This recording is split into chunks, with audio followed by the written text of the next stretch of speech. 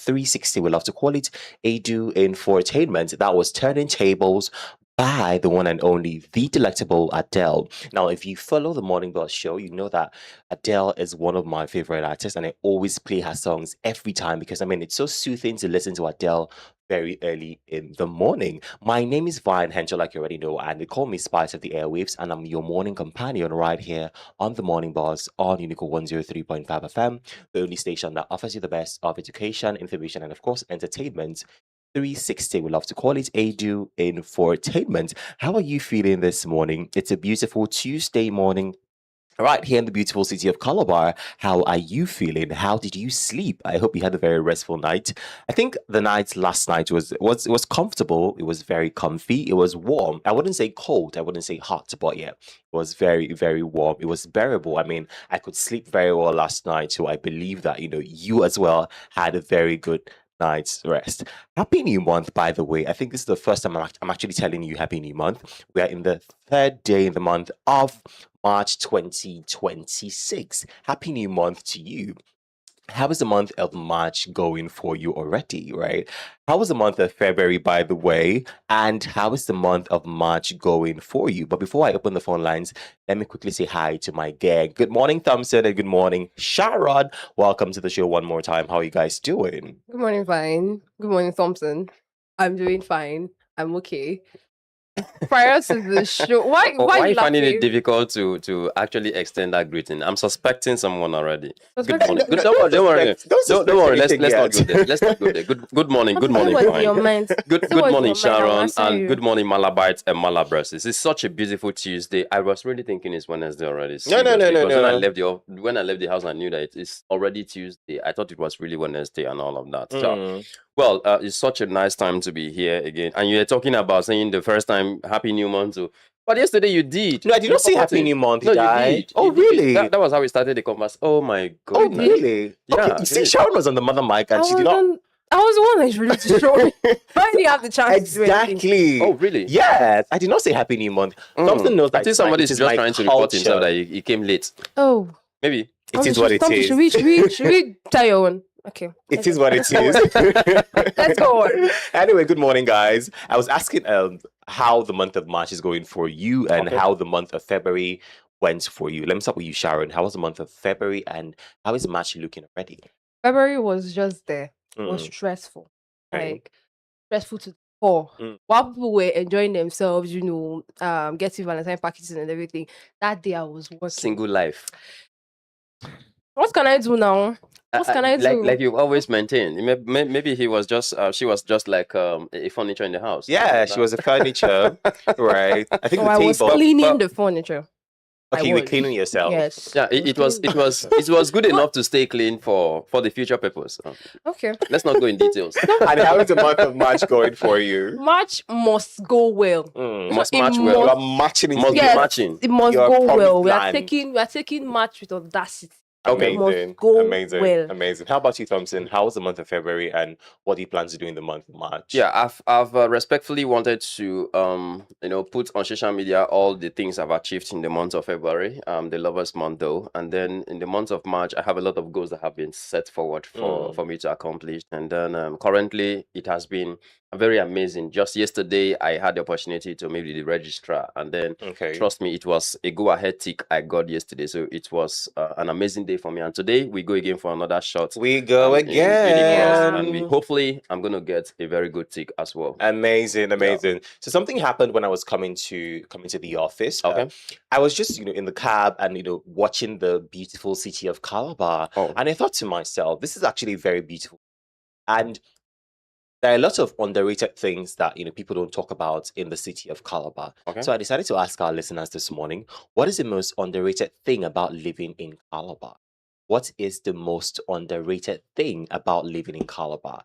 And the best answer wins something special this morning, courtesy of UNICAL 103.5 FM. So call us up this morning and tell us, what is the most underrated thing about living in the city of Calabar? 0809-4444-058. I'll take that again, 0809-4444-058. You can send an SMS to that number or send a WhatsApp message to that same number.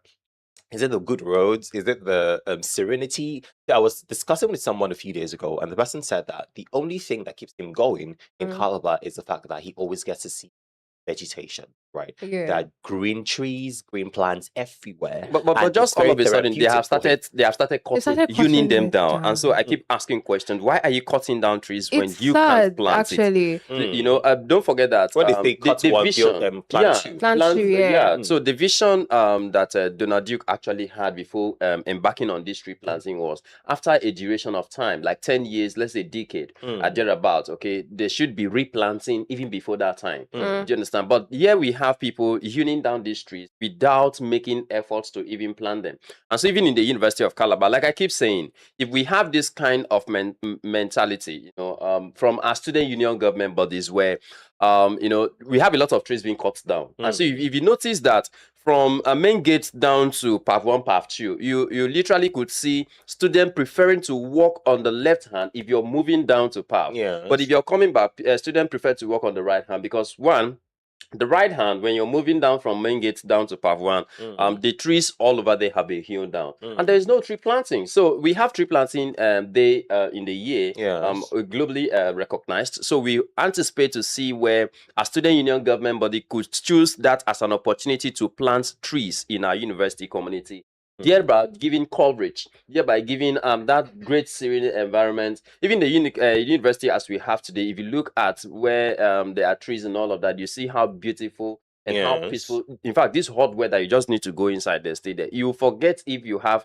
lectures to attend or examinations to even write and all of that, or after a test exams, you come back there and feel relaxed. So I think for me in Calabar, there are a lot of things that I have seen, particularly that I feel like this thing is really and really underrated. But let's get to hear from our Speaking on listeners out there. vegetation, that's what I look forward to. Like Okay. when I went back to Lagos and I came back, I just stood at the airport. I was like, I just took in air because I needed it. Like over there, it's very, very toxic. Like air quality is not good. But coming here, because somebody tried comparing both states, and I was like, both states are good here. But Calabar gives you the feel of home, nature. You can sit down and just stay there. The breeze, like you can just stay and come outside and just live in the place you are in. I mean, Calabar literally stands for come and leave and be at rest. Yeah, that's the acronym for Calabar. Yeah, so let us know this morning what is the most underrated thing you have noticed about Calabar. 0809 4444058. I'll take that again. 0809 4444058. You can send an SMS to that number or send us a WhatsApp message. What is the most underrated thing about Calabar? Is it the atmosphere? Is it the weather? Listen, Calabar weather is the most humorous weather I have ever seen because it's so fickle. Today is sunny, tomorrow it's rainy for the next 5 days, and the weather is very fickle in Calabar. So is it the weather for you? Is it the good food in Calabar? Is it the peace and tranquility? Calabar is one of the most peaceful cities I dare say in the world. It's safe to say in the world because it's so peaceful. So I went for a conference a few months ago in Abuja, and it featured people from all parts of Nigeria. And when I said I'm from Calabar, the person was like, "Wow!" Not even one person. Everyone was like, "Wow, you're from one of the most peaceful states." I've been to Calabar before. Calabar is amazing, so peaceful. I even had a conversation with a certain celebrity, and he said that he always comes to Calabar all the time. Nobody knows about it, but he always comes in just for the greenery, right? He just sneaks in and just takes in the fresh air that comes with the greenery here. Then when he goes back to his Lagos, he's a finished man. But let us know what is the most underrated thing about Calabar. 0809 4444058. I'll take that again. 0809 4444058. You can send an SMS to that number or send a WhatsApp message to that same number. Right about now, it's time for us to go back to the music. When we come back, of course, we'll move to the next segment of the show, which is the weather focus segment right here on the Morning Buzz on UNICAL 103.5 FM, the only station that offers you the best of education, information, and of course, entertainment. 360, we love to call it ADU Infotainment. I'll push play to Unstoppable by Sia because I want to let you know that you are unstoppable today. You are unstoppable at who you are and what you do. To move away from your radio set, we'll be back before you know it.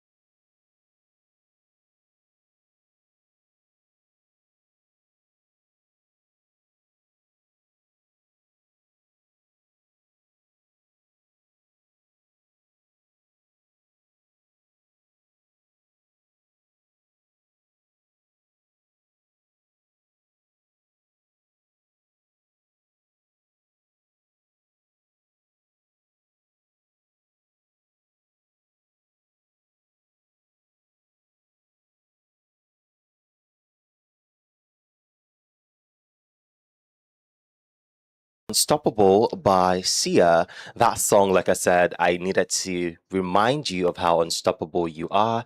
You should go out there today and conquer. You should go out there and be the best version of yourself. You should go out there and make a difference because you are unstoppable. Time check is 54 minutes past the hour of 7, and it's still the morning boss right here on UNICAL 103.5 FM, the only station that offers you the best of education, information, and of course, entertainment. 360, we love to call it ADU Infotainment. Like you already know, my name is Vine Henshaw, but they call me Spice of the Airwaves, and I'm here with Thompson, who we love to call Obi Thompson for president. And together, we're going to ensure that you have the very best time this morning. Before the break, we're asking, what is the most underrated thing about living in Calabar? Let us know this morning, 0809 4444 058. I'll take that again, 0809 4444 058. You can send an SMS to that number or send a WhatsApp message to that same number.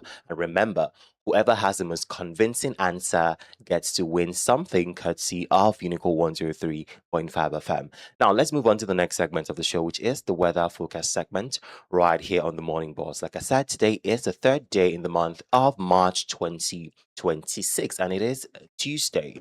Now, it says today in Calabar will be very hot with mostly sunny to partly cloudy conditions and generally little to no rain expected for most of the day.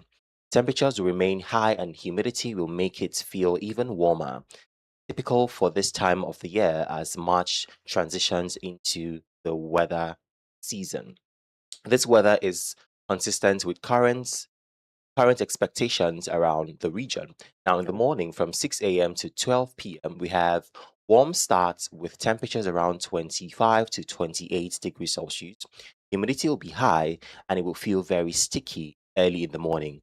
Now, the sky conditions, we have mostly clear to partly cloudy skies. Rain chances will be very, very low. Now, in the afternoon from 12 p.m. to 5 p.m., it's going to be very hot with high temperatures peaking to 36 to 37 degrees Celsius. The rain chance will be still low. Now, in the evening from 6 p.m. to 11 p.m., we have temperature slowly drops into 20 degrees Celsius. Now, the skies will be partly cloudy with pleasant conditions for evening activities. Now, the rain chance will be minimal. Now, the general summary, temperature will range from 25 degrees Celsius in the night up until 37 degrees Celsius in the day. Mostly sunny and hot conditions will be visible. Now, low chance of rain expected. Humidity remains high, so it may feel warmer than the thermometer reads. Now, tips for the day. Stay hydrated and wear light clothing due to the heat and humidity.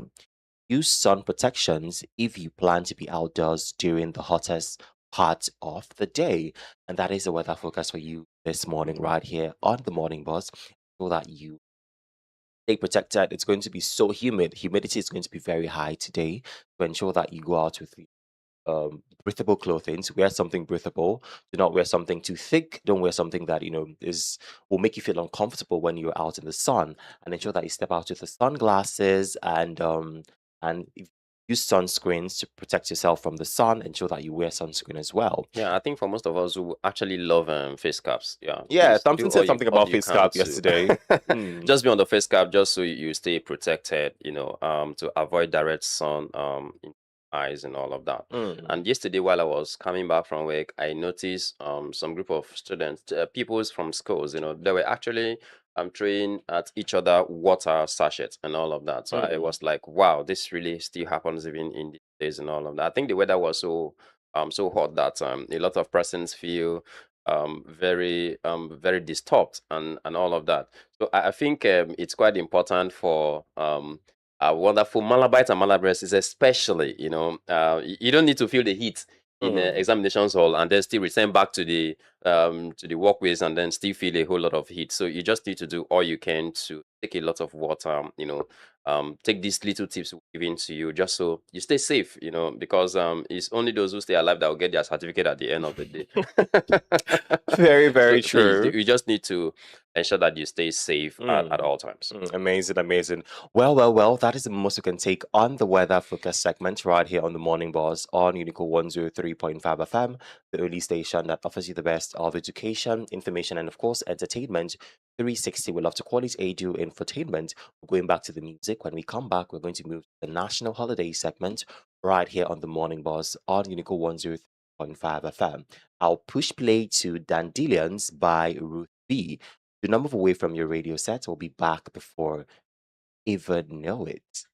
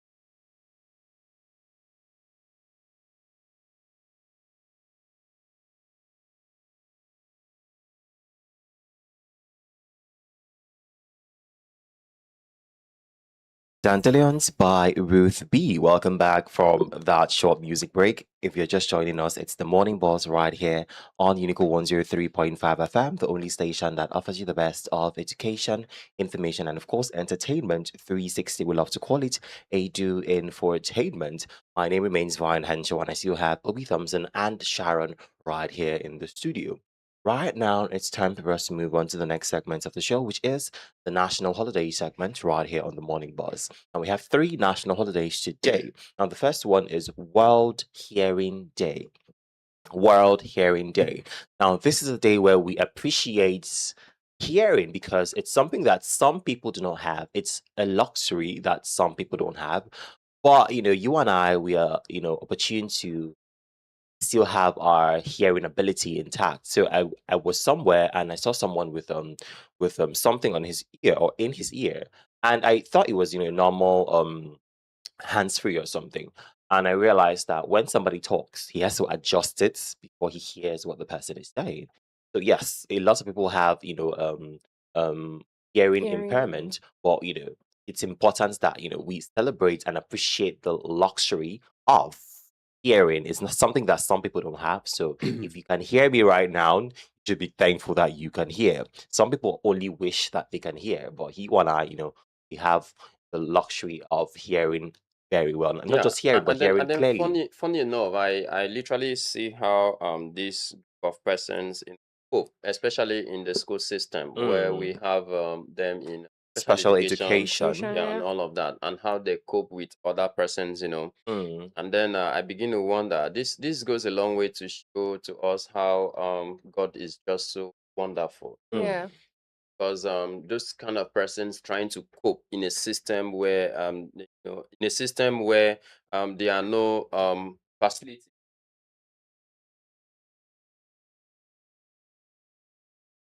mm. So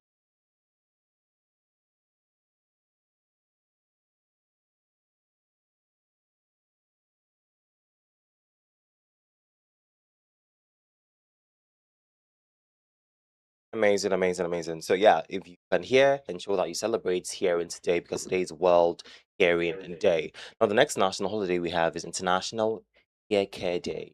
National Ear You Care don't know the Day. value of what you have until you lose it. Like there was a particular point in time where I had an infection in my ear. I Mm. couldn't. The Been ear was there, blocked. been So it was there, blocked. The pain. I almost ran mad. been there. I almost ran. And if you put water inside, if you put water inside my ear, I will scream. So let It me was that let me bad. share my experience. So I think when I was around, call it 12, 13 years, Mm. I started noticing pain in my ear. And self-medication is bad, guys. Whatever you do, it might not be taking medicine, it might be, applying stuff, where you're not Yeah, that you supposed don't know. to. Yeah. So I thought to myself, okay, we need lubrication in my ear. Maybe the earwax, they're acting crazy. So I Wow. added olive oil in my ear. And that, my dear, was the beginning of my problems. So I Oh noticed my that god. the pain started growing and becoming more excruciating. And one night it became so bad that I woke everyone in the neighborhood. I was screaming. It was as if I was going to run mad. Like it was so bad. So the next day I went to the hospital, and the consultants asked that I have my ear washed, Washed. Yeah. and that was the genesis or the exodus. The oil was Genesis, the Exodus was the Mm. washing of ear. When I went back home, I was in pain. Like it was so bad, I was crying. Imagine a grown man crying. Yours was worse than mine. Yours was that. It was crazy. I Hmm. never knew it I I've shared heard that of story. stories like was, that. Yeah. terrible. It was Hmm. terrible. Nothing, was about They said if you add water, you're going to run mad. Mm. Hmm. yeah, The men, pain will men, be they can't more. hear it Hmm. for Hmm. eternally.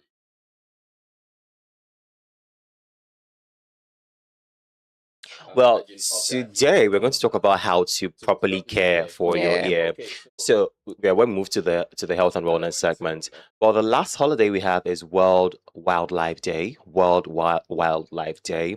So today we're talking about wildlife conservation. How to ensure that wildlife do not go extinct, because there are lots of wildlife that we've come to realize that they no longer exist. They've gone extinct in Mm. our in our wild park, in our parks, rather, in our wildlife conservation centers and all of that. So today we're appreciating wildlife, right? From the elephants to the tigers and to the lions and all of that. These days people even keep lions as pets. That's yeah. yeah, I know of it.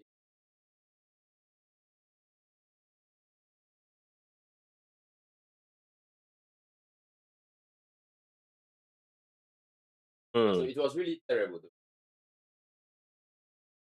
Poop. Okay, Mm. Poop. A cool. coop, Okay, so yes. we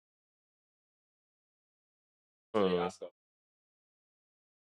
and they Mm. what?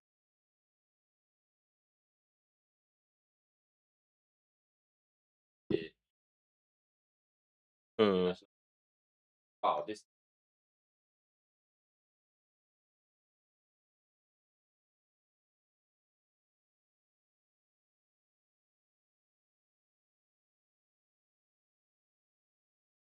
I think that's always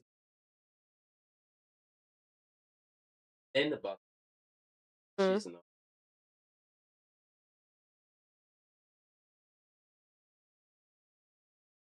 Our also today all over the world, especially to rural community, farmers and hunters, lots of bush things and all.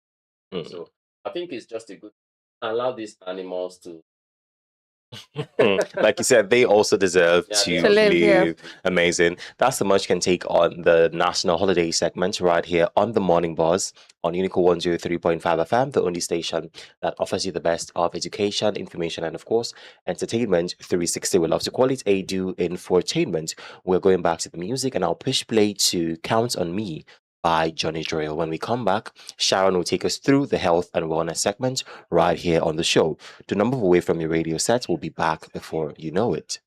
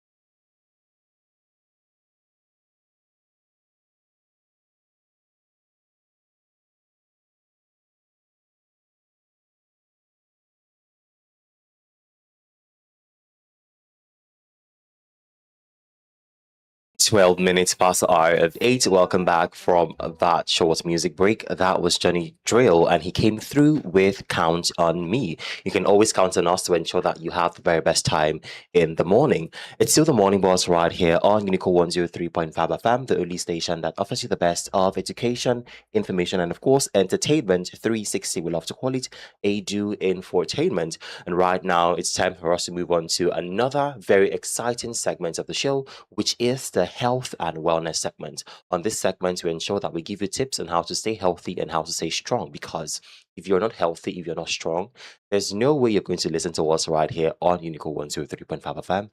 So Sharon is going to take it away and give us the health and wellness tip today. Okay, good morning once again. In commemoration with the International Ear Care Day, we're going to be giving you tips on how to care for the ear. The ears are one of the most delicate parts of the body, and taking good care of them helps protect your hearing, balance, and overall well being. Many common habits, like inserting objects into the ear, playing loud music in earbuds, or ignoring persistent discomfort, can silently damage hearing over time. Proper ear care is simple, and adopting the right habits early can prevent infections, hearing losses, and long term complications. Tips on how to care for the ear. The first is to avoid inserting objects into the ear. Do not use cotton buds, hairpins, fingers, or any sharp objects. These can push wax deeper and cause injury or lead to infection. So the wax in our ear is for Protection. Okay. lubrication protection, and it's supposed to be at a proper balance. It's not supposed to be too much. It's not supposed to be too little. Because it also helps to keep the ear moisturized, lubricated, so that it won't get dry and cause injuries. Because when that place is dry, it's prone to more. Yeah. And then when it's too much, it can actually block hearing. So people pushing their fingers inside, you're making the wax enter inside and touch the eardrum. Yeah, I think which is literally you should not call advisable. most of our names, because this is the reason why most of us are having this last finger. That is disgusting. My problem. That is very disgusting. So a lot of times you could notice stuff coming out from your ears, and then you literally just need to use that to scratch a little bit. But there, while you're doing it, you're extremely very careful and all of that. But Well, there again, I think no, I don't do advise. not use cotton buds, because even before you even use this finger does a lot of things. Like people use fingers to do a lot of things, to pick things, and you How pick often do germs. you sanitize your hands? And you pick germs. Well, and put it into your for ear. me particularly, that's my backpack has a lot of things, including shoe needles, threads, and all of that. Like literally, I don't know. It's as if I'm going on a hiking. There's sanitizer. So, yeah, I have sanitizer. So in you my bag. sanitize So, before using it. well, I literally would not have that time, Exactly. but I know that I usually That is take what care we're of that in whenever. We do not but advise you not to use until that. yeah. So we're just saying, because one, it's just like saying sometimes wash your hands before you eat. At some point in time, you see a lot of persons, just I use water to just rinse a little bit and then eat. But what's more important is the fact that you need to wash your hands right. See, it's good that we are giving out this advice, but there again, sometimes you just have a little scratch that you just need to pick it up without just needing to go and start looking for a little cotton to soak and then begin to. But I think what is more safer is you, when you're doing it personally, you know that okay, this particular time is scratching or is beyond what you should be able to do, and then you have to stop it. But My there problem again, is the you have to keep people your ears My clean. problem is people that use broomsticks, matchsticks into their ear. Needles, Hairpins. hairpin. That's my problem. Like, Well, are you not afraid? If your ear itches, I think this is a better. This doing this. Yeah.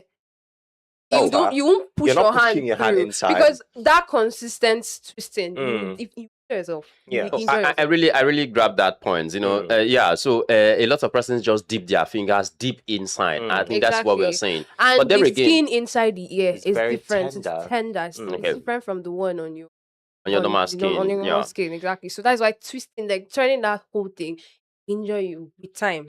But I think for me, a lot of persons, both adults and young persons, especially in secondary school and all of that, when you look at their ear, you notice their oil dribbling down their ears, even close to where you could just stand from far, even stadium, and see the oil all over their ears and all of that. So Then you use I cotton think wool properly. to clean that's the outer part of The the outer ear. part of the Okay, ear. so I think that part of the ears you also need to be clean. And so sometimes when people bathe, they tend to forget that there are depths behind their ears and all of that. Well, let's so let Yeah, we are Sharon do moving her on to thing. that. okay. So the second one is to keep the ears dry. After bathing or swimming, gently wipe the outer ear with a clean towel. Tilting your head slightly can help you drain tap water. Water is not Okay. supposed to stay there for a while because of the wax inside. The wax is already doing enough moisturizing, so there's no need for water to be there. And it also blocks the ear, blocks you from hearing for a particular period of time. But the third one is to manage earwax safely. Earwax usually removes itself naturally. If you feel it's excessive, seek a healthcare professional rather than trying to dig it out yourself. Because some people are not actually experienced with that. It's how my mom used to clean our ears when we were little. She would clean a little bit. And when she knows that she has taken more than she's supposed to take, she'll leave it. And then move over to the next ear, move over to the next child. Yeah. That's what she usually does. And it was cleaner, it was safer until we knew what to do. We knew how to start cleaning our ears by ourselves. Or even at that, we don't pick out everything. Sometimes we even forget to actually keep ears at some point in time. So the next one is to reduce exposure to loud sounds. Keep earphone volumes at 60% or less. Avoid standing close to speakers during events, and take breaks when listening to music for long periods of time. People that are sensitive like me, that's sensitive like me. I love music, so I'll definitely have my AirPods on inside my ear. But then at one time, there's this uncomfortability I get from using it for a while, and then that's my ear signaling me to be like, you don't do, remove it. You don't do that kind of thing. But people don't see earword. Most times I see AirPods in people, both of them. Some people even Okay. sleep with Some people sleep with it. It's very dangerous. Either it's earpiece, AirPods, headsets. We are not saying don't listen to music, but give your ears a break. I don't even know where I kept mine, because the moment I use it, 3 days, the whole of my ears are already paining me, so I have to drop it. The head of the Currently, I can't technical even find unit it. right Yeah. here at UNICAL Radio always has earbuds every time, 24 hours. If I'm in the office for 12 hours, he has earbuds in his ears for 12 hours. And I'm like, bro, let your ears breathe. Like, let it breathe. We know Sometimes him. hear the outer wall, let Yeah, air enter your ear. ears. It's that Yeah, simple. it's needed. God knows why. God knows why He did not create us with earpiece in our ear. Yeah. Okay, so going on to the next one. Protect your ears in noisy environments. Use earplugs or noise-reducing headphones. Not headphones with music inside. Not earphones with music inside. If you are around loud machinery or music rehearsals. Now, this is, let's say it's a solution to loud sounds. If you know your stand, if you know that you have no choice but to stand, because most of the work we do, we cover events and everything, we stand in places that have a lot of sound. Yeah. So plugging your ears with like headsets or earplugs, can help you reduce the level of noise entering into your ear. I remember when we were covering Calabar Carnival, I stood directly in front of the speakers and I forgot my AirPods, my bag, and I couldn't move again because of security and the whole rowdiness there. My ears heard it. When I went home, they were ringing for like a day. I couldn't hear properly. They were ringing totally. So, reduce noise. Reduce your the noise entering into your ears, especially in noisy environments. So, treat ear infections early. If you notice pain, discharge, itching, or reduced hearing, tell a trusted adult and visit a clinic promptly, and avoid self-medication. Seventh one is to be cautious with earbuds. Clean them regularly and avoid sharing them with others to reduce the risk of infection. Don't say that one twice. So that one there, take my AirPods. You have earpiece. I don't subscribe to that. Like, Yes, I don't share. share all of those don't things. share. It's They're as wrong. Yeah. personal as toothbrushes, because you don't know. My skin is sensitive, so I would definitely something would definitely be wrong when it touches my skin. Something would definitely be wrong. The next one is to keep pouring substances away. Avoid pouring oils, herbs, or home remedies into the ear unless advised by a medical professional.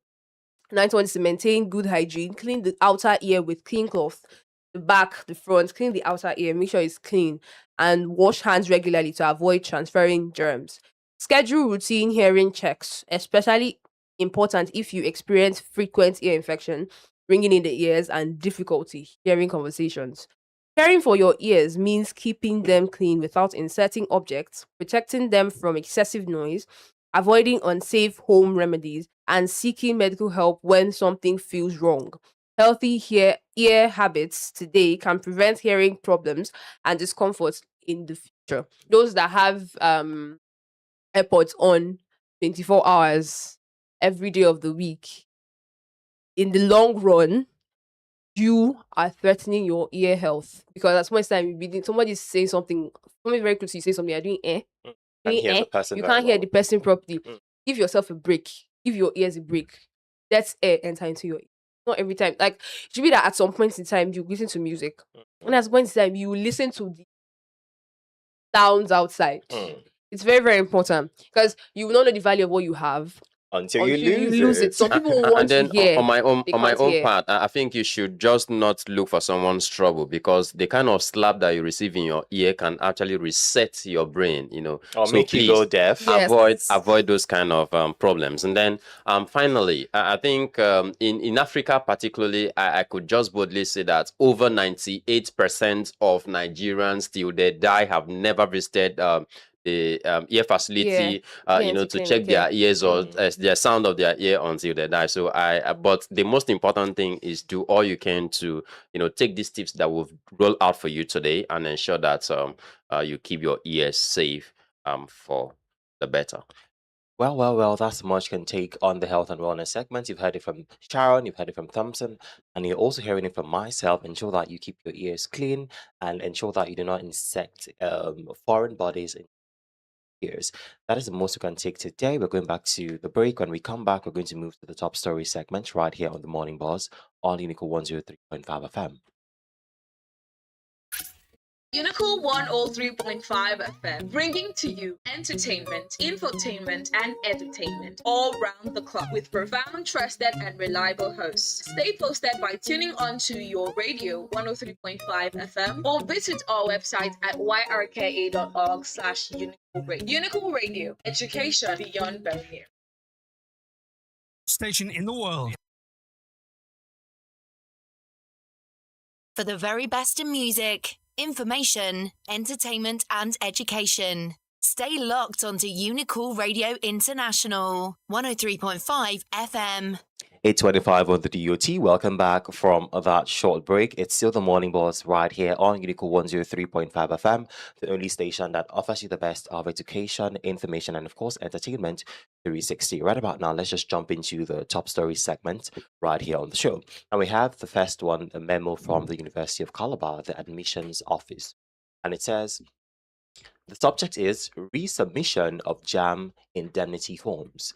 This is to inform all students who had earlier submitted JAM indemnity forms to the admissions office for any of the listed reasons. Example, correction of name, date of birth, change of admission letter, etc., and is yet to reflect on their JAM portal, are requested to go back and reapply at the JAM office or resubmit the completed form at the admissions office, University of Calabar. The new printout bearing the current Vice Chancellor's name is directed by JAM. Please treat as urgent. Mr. Ayo E. Achibong, Deputy Registrar, he also copied the Vice Chancellor and the Registrar and the Director of Academic Affairs to this memo. What do we make of? Okay, so particularly, I visited that office on Friday and then tried to carry out some kind of inquiries to find out what is going on there because the whole of the persons were actually working there, the whole of staff there were actually, reassigned to different offices entirely. And so here they're having new staff who are working there. But particularly, I think I have a concern with this attitude of because this is not the administration that did this. The new administration, you still have to return back again. Don't forget, students pay for these services. Okay, you go to the JAM office, you pay for the services, you return back to the school to submit, you pay for the services, and then returning back again, you're still going to pay, and then come back again to submit these things, you're still going to pay. So I think we should cut short of this, payments of a thing. There is no money. The economy is biting harder, and all of this. A lot of persons have to come from far and near, to get these services done. So, but it's a good one to see that the current administration is doing everything within its reach to ensure that informations get to those who really need them. For instance, that has prevented a lot of persons from either going for services, service, or even getting their exemption letters and all of that. So this is why we are saying to you who is still in school, please start now to final year. Those in third year, final year, should start now to look at their documents, look at their everything that they have, their belongings, to know that okay, my name actually matches with what is in my certificate and all of that, so that when you get your certificate from the university, you wouldn't have challenges with all of these issues of corrections and because you're definitely going to be spending a whole lot of money, and then to those persons whose names are probably you have let's say your name is Thompson, and then at the N you haven't double N, or there is no N, or they remove the P instead of THOMP, they spell like THOM. So all of those errors, would definitely take you there. So ensure that now you look at your JAM admission letter and look at what is in your own certificate, like your birth certificate, your local government of origin, your YX, and all of those things. So you need to look at them and ensure that they are correctly spelled and maintain what you have. A lot of persons, come to the university and then start changing their names, from what their parents have given to them or what they have been using from primary and secondary school.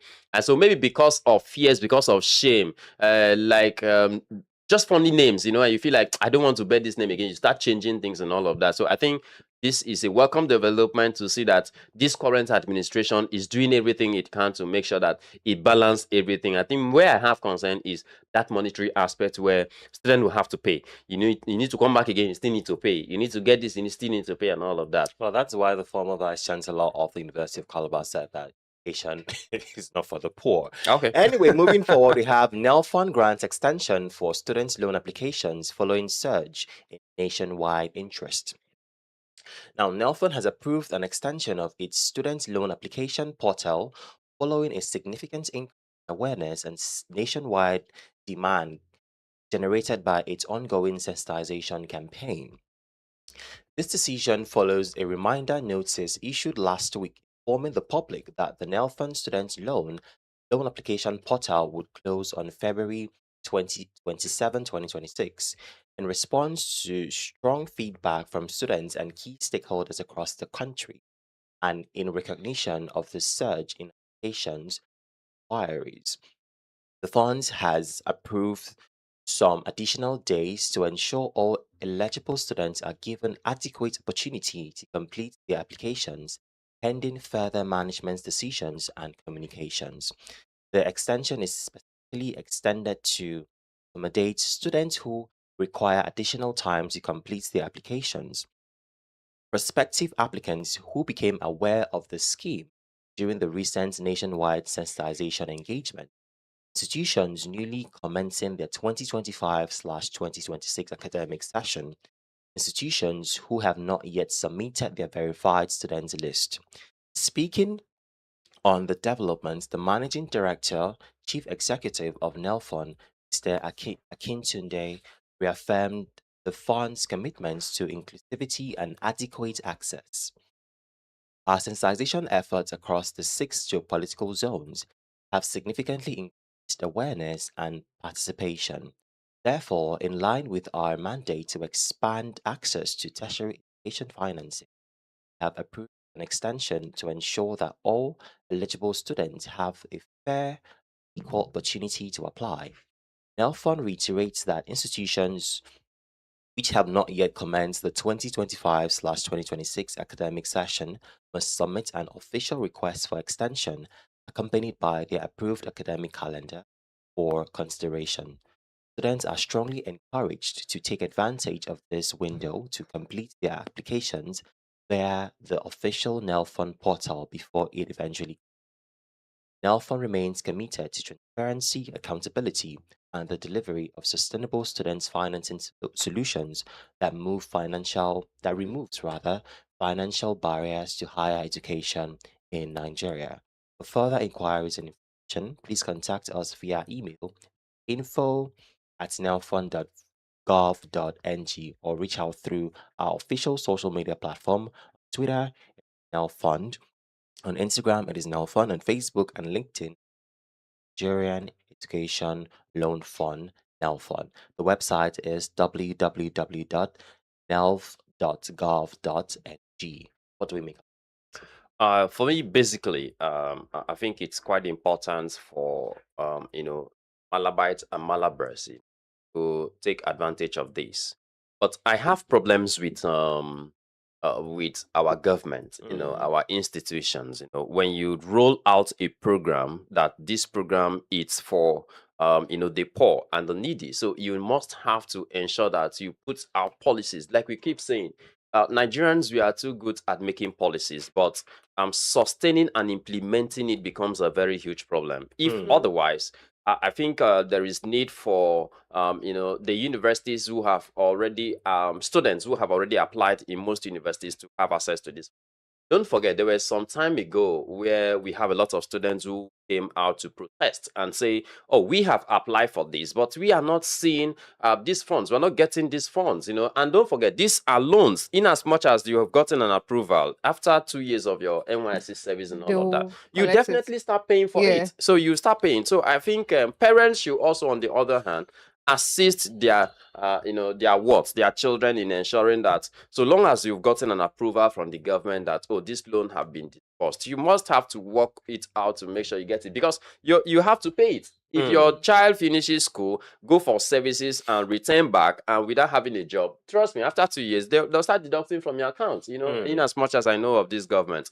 So please, COVID-19 people are crying. Yeah, COVID-19 people are crying from nasal, microfinance bank and all of that. So I think institutions, on the other hand, should please release these funds to these students so that they'll be able to benefit and make use of it judiciously. I heard of an institution that deliberately refused to disburse the NEL fund funds to I think the students that were... those kind of institutions are still standing because currently today we have children who are being admitted into the university. Children in the sense not about age, but because probably age and also their level of mental abilities and all of that.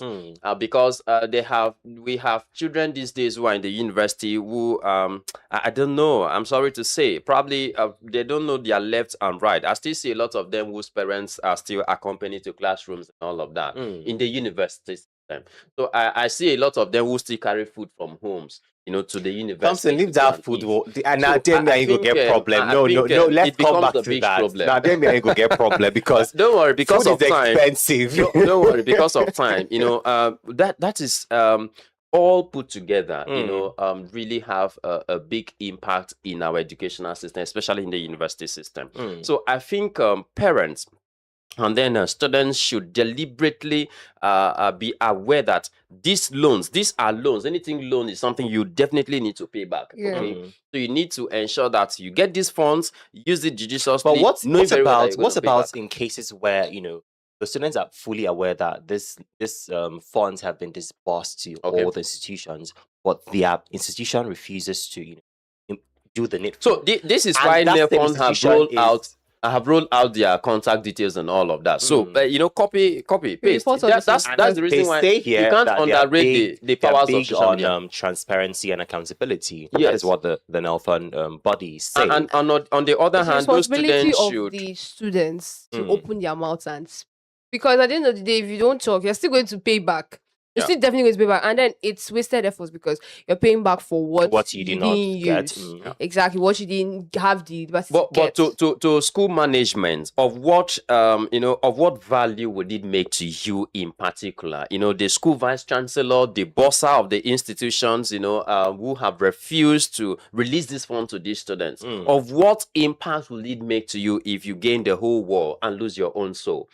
When you eat what belongs to people and comfortably, you drive all the best cars, eat all the best food, send your children to schools abroad. And then suffer those ones here. The best. And you think you won't die. You will die no matter how much you have. The best motorbike. Okay, so well, I don't know what you're talking about, but trust me, I don't know what you think I'm talking about. Okay, so so whether you like it or not, you will die one day. No matter how much you have, you will leave that position. Think about it. We have a lot of presidents who have been kicked out of their positions, for one reason or the other. So you won't be there forever. Whether you like it or not, there will be that time where the wind will blow.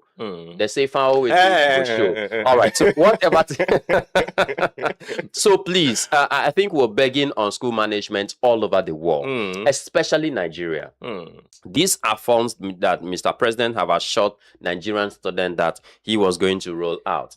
And these are not just grants. These are not grants. These are loans that these children would have to pay. Don't forget, your NIN have been taken, your BVN have been taken, all your informations have been taken, meaning you are going to pay back, whether you got the money or not. So you as school management should not sit comfortably on these funds and eat what belongs to the student, the poor people out there, because most of your children cannot apply for it because it is of no use. You have the money to pay, and most of your children are not even here, not even most. All your children are not here in this part of the world. So why then are you sitting and eating what belongs to the poor? It wouldn't even make any sense, because you wouldn't even die well. So please, I think it's quite important for us to have management who are sincere. But I am trusting the leadership of Professor Offiong, Efang Offiong, definitely.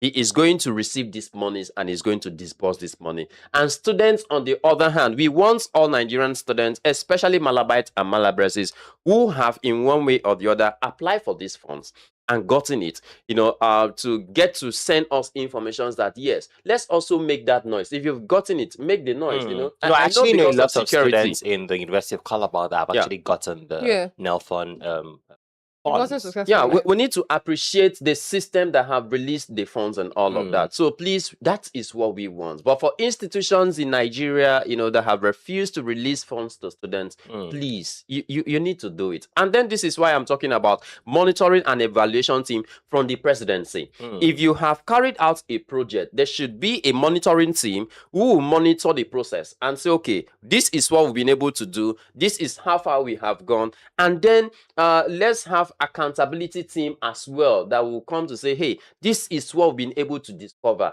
EFCC, ICPC, all of these agencies, DSS should stand tall to ensure that, especially when it has to do with loan funds, you don't need to joke with it, because you're definitely going to be paying. So who knows what's going to happen after the elections, if the economy is going to be more tougher and harder, and you'll be forcing someone to pay loan that he never even had access to. So it's really bad and pathetic if this continue in our Nigerian institution. Also, if you are a student and you don't need the NEL fund loan, why should you be a student and you don't need the NEL fund loan? Some people, what if you have parents that are catering? I don't afford that. Yeah, I'm a student. I don't need except for that. The student, she doesn't need it. But imagine if she's a student and she knows that she doesn't need the loan, but she just takes it. You're taking away the opportunity that another person could have gotten. Yeah. So and then I'm also putting pressure on my finances later in. What if you don't make up? What if you don't have the money in the future? So yeah, if you're a student and you can afford to finance your way through school, or your parents are financing your way through school, ensure that you do not take the NEL fund loan. Give way for other people to actually benefit from the NEL fund loan. Right now, we're just going to go straight to the conversation of the day because of our time. So we have bandits storm Kagako community in Kaduna, shoot and abduct several residents. Now, bandits suspected to be terrorists have attacked Jangjala village in Kagako local government area of Kaduna State, injuring one resident and abducting an unspecified number of villagers during a midnight raid. These men gathered that the attack occurred at about 12:30 a.m. on March 2nd, when the heavily armed assassin stormed the farming community. The security experts confirmed the incident, citing local resources. According to him, 2 residents of the community reported the attack at the divisional police headquarters in the area. They also brought along a 25-year-old victim who sustained a gunshot wound to the stomach during the invasion.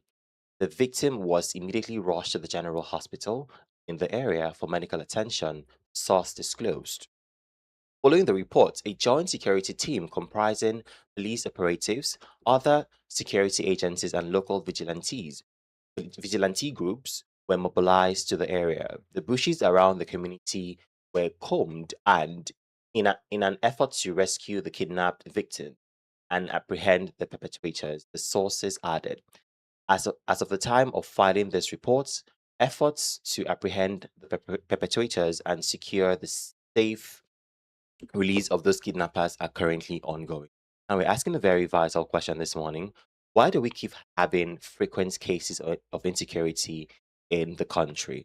Is it that the government, the presidency, isn't fully aware of the heightened heightened level of insecurity in the nation, because every day it's not getting better, rather it is deteriorating, and we're experiencing more and more insecurity happening, around this region, the north, in the east, in the south. It's happening every single day. It's not getting better. Even when the president says, okay, I've sent troops to monitor this place, to safeguard this place, but it doesn't seem like these efforts are yielding results, because every single day we wake up to one news of banditry or terrorism or the other. The question is, why do we keep having these frequent cases of insecurity in our country? Let us know this morning. 0809 4444058. I'll take that again. 0809 4444058. You can send an SMS to that number or send a WhatsApp message to that same number. Do you think that the government isn't fully aware of the heightened level of insecurity in the country? Let What us I know this morning. noticed is that Nigeria, Mm. the leaders in Nigeria don't feel the pains of the people that are leading Mm. currently. Something was telling me something yesterday after the show. Where the US president, where the US president went because there was an attack on the military president Mm. there. The president of the United States of America, as people want to hate him and everything, he doesn't sit idly by and allow some things pass under his nose.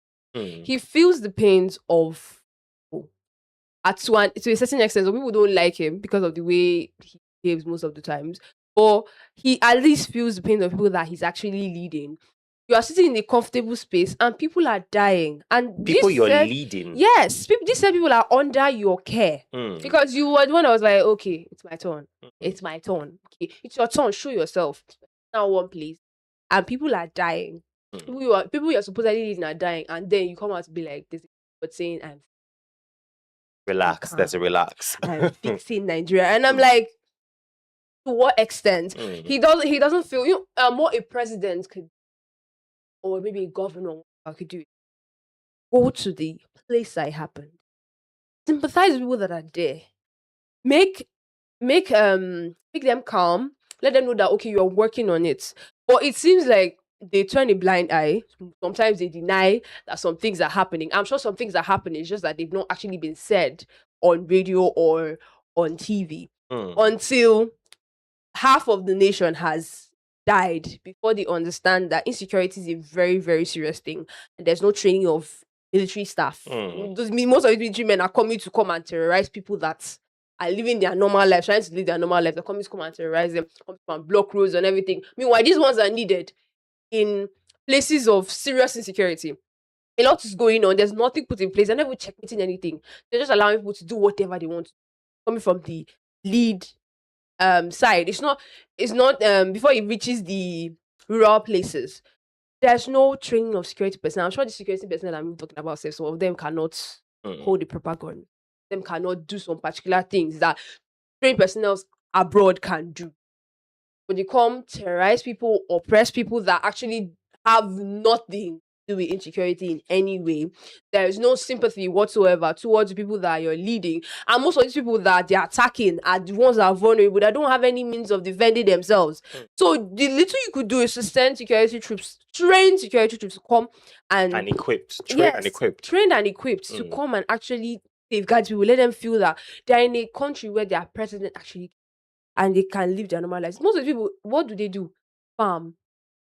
They farm, they feed their family. They just live their normal, simple lives where they are. And then bandits from nowhere comes and attacks. Oh, I think insecurity over time in Nigeria has become allegedly a business that some top kind of priority Nigerians are just privileged to use as a tool to milk the country. Okay. Outside of this, I have not seen a country that a military general will be killed and the president of that country would go to bed and sleep. I have never seen that kind of country, but now I have seen it. I've never seen a country where things get worse, but the only thing that even the poor people in the street could do is to assure themselves that the change of Buhari over time and then the renewed hope of Tinubu, it means a total relax that the president is fixing Nigeria for 3 good years now. For crying out loud, in a couple of months to come, we are talking about the general elections in Nigeria. It leaves. And Sorry to so, cut you, Thompson. It leaves me with a thought or a question. It poses a question in my head. okay. You were saying, relax. The president is fixing Nigeria, and Nigeria is like this. So imagine if the president was not Was not fixing fixing. Nigeria. What would it look like? Well, I don't know. That's a question to people out there who are still bent on ensuring that the president, completes his 8-year tenure. I don't know where that is written, okay? But in as much as we're going to face election come 2027, just like some persons were saying that if the current president was not on seat and he won, now that he's on seat, what do you think will happen? Definitely. Don't forget, some quarters have actually been alleged that trillions of naira have already been saved for these elections and all of that. All right, so that's just a different discussion entirely. But we're talking about insecurity, particularly as we speak. A lot of army officers, as at last night, were killed. And today the presidents have not said anything. The chief of defense staff have never said anything. The national intelligence advisor, the NIA, nothing have been said so far. So good. So I think they just want it to be part and parcel of Nigerians that we don't care whatever that happens. So it's okay. We give it to them because this is what Nigerians actually wanted to see. But I keep asking, if this happens to you, your own father, your own mother, your own brother and sister, your loved ones, your wife, your husband, how would you feel? Would you still feel comfortable that, yes, this is happening? Look at what happened. This is a country that went to war, okay? US and Iran, they are currently in a war time. Don't forget, over time, we have Ukraine and Russia that are in war. But still, Ukraine had all the opportunity to send food, aid, to Nigeria. And Nigerian government opened their arms very wide and received it. Here is a country that is not at war with any other country. Just a country that is at war with its own self because of what? Selfishness, greed, and all of those things. So I think particularly Nigerians need to wake up and then decide which way they really want to go. Because outside of that, trust me, we have a long way to go. But in all, let's relax.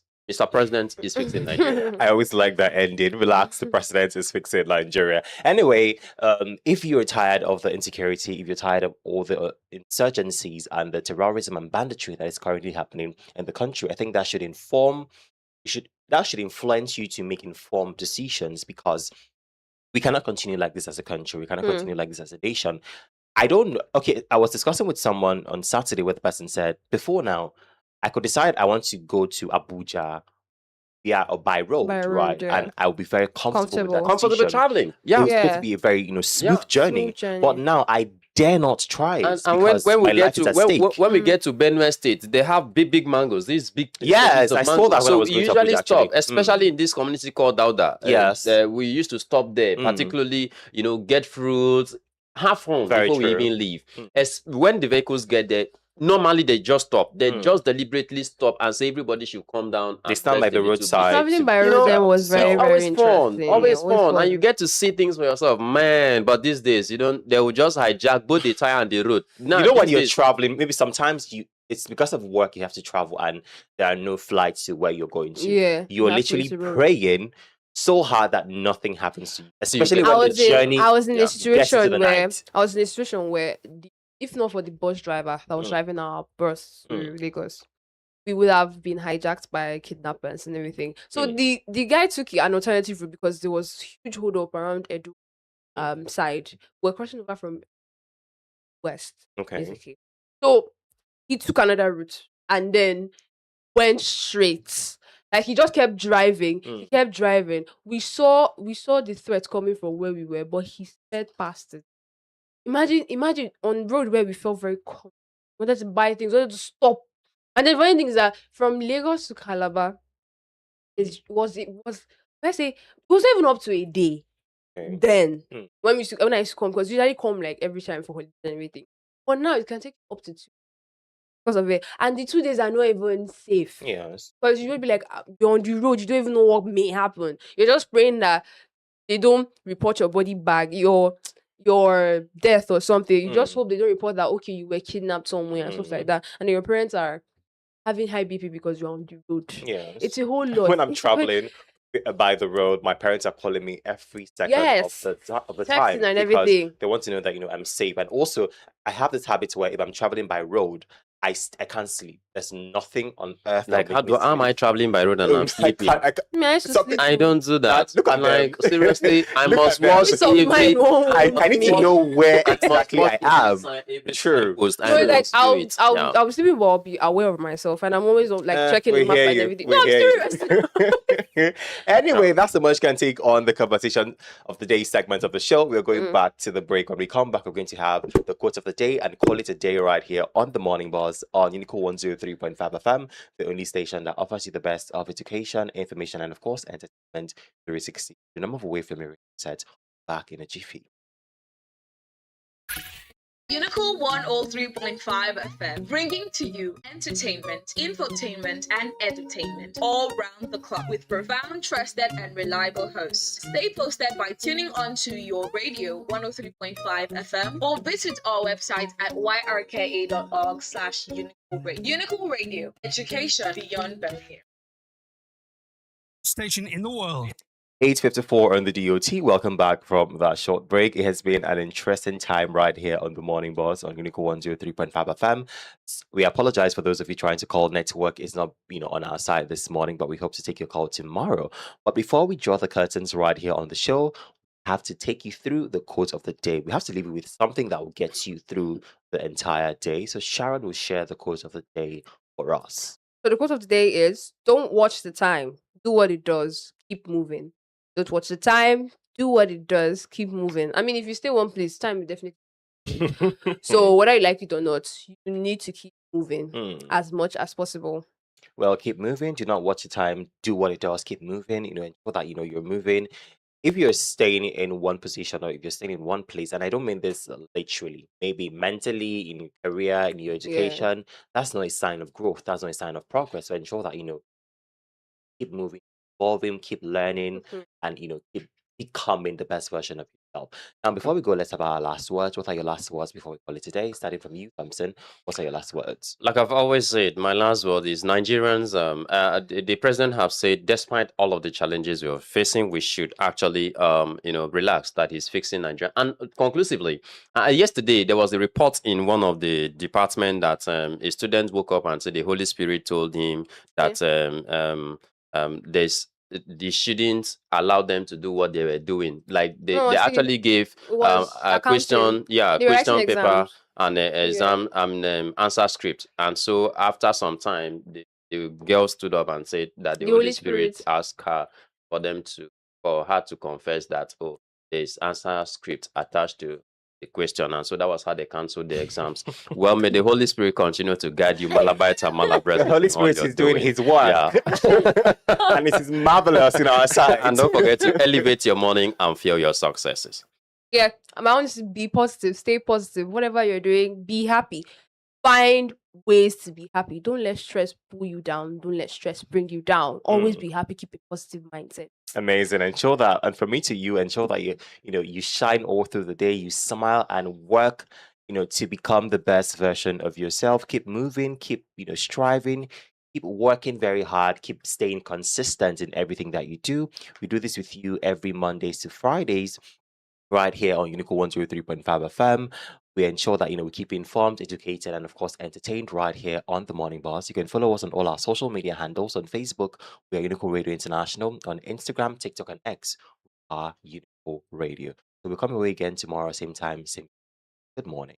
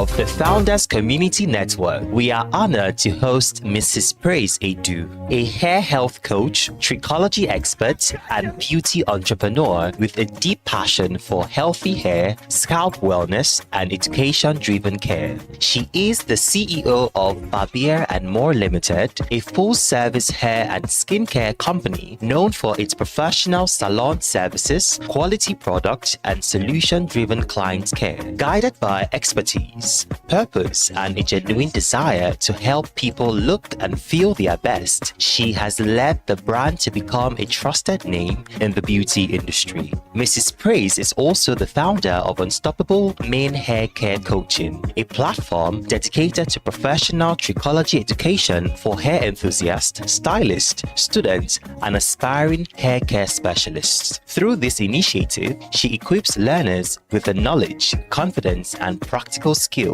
they need to move beyond guesswork to achieve lasting results. Under her leadership, Barbier and More received the 2025 Cross River State Media Award for Retail, Distributorship, and Wholesale, as well as the 2024 African Naturalistas Award for Distributorship in Nigeria. These honors reflects the brand's growing influence and the excellence Mrs. Praise continues to bring to the hair care industry. Through her vision, expertise, and dedication, Mrs. Praise Edu continues to establish herself as a respected voice and leader in the world of hair health and beauty. So, if you are interested in hair care, beauty, and the business behind it, you do not want to miss this conversation. On this episode of the Founders Community,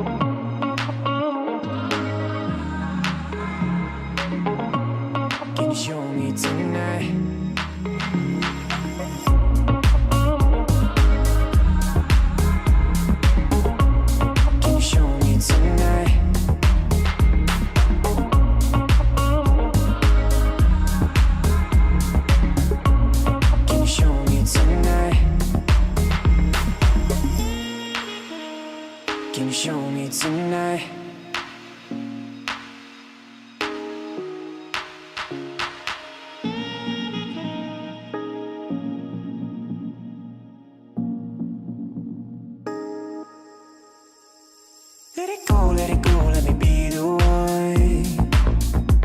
Should I know that you want me now? Said I need my love, but I don't know how. To get to you, can you show me tonight? Show me tonight.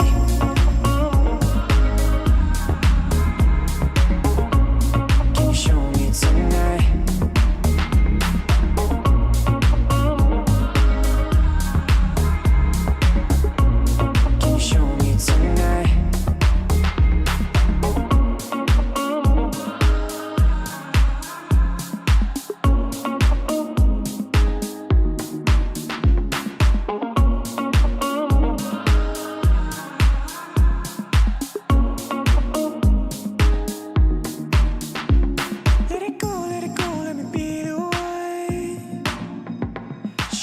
Should I know that you want me now? Send me my love, but I don't know how. To get to you, can you show me tonight? Show me tonight. Can you show me tonight? Show me tonight. Can you show me tonight?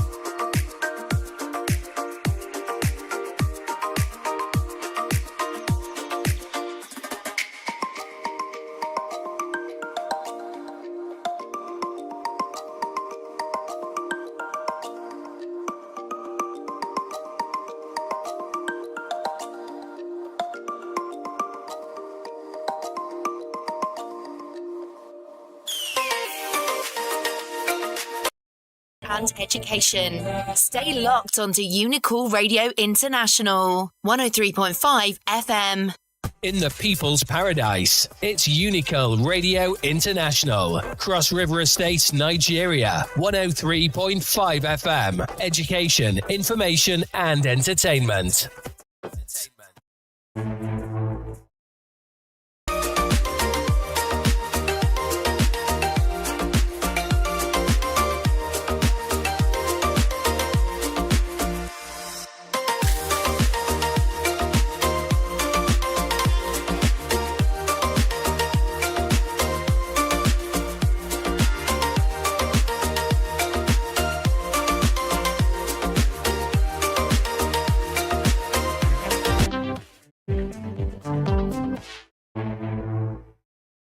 Good morning, Calabar. Good morning, UNICAL. And of course, every single one tuned into UNICAL Radio International 103.5 FM. Good morning to you. Time check is 1 minute past the hour of 10 this beautiful Tuesday morning. This is the Founders Community Network, otherwise known as the Founders Co-Net. And you know how we do here every single Tuesday. This is the show where we bring visionary leaders to share their stories, the thinking behind their establishments, organizations, businesses, and brands that they have built, and we take you from story to strategy, and of course from idea to industry. This is the 4th episode of the Founders Co-Net Season 3, and I'm your host. You already know by now, my name is Eneja Wisdom Chinecherim. I'm that wise girl behind the mic. We've had phenomenal guests so far on Season 3, the likes of Mrs. JustinaOvat, Dr. Ikechukwu Henry Ukwe,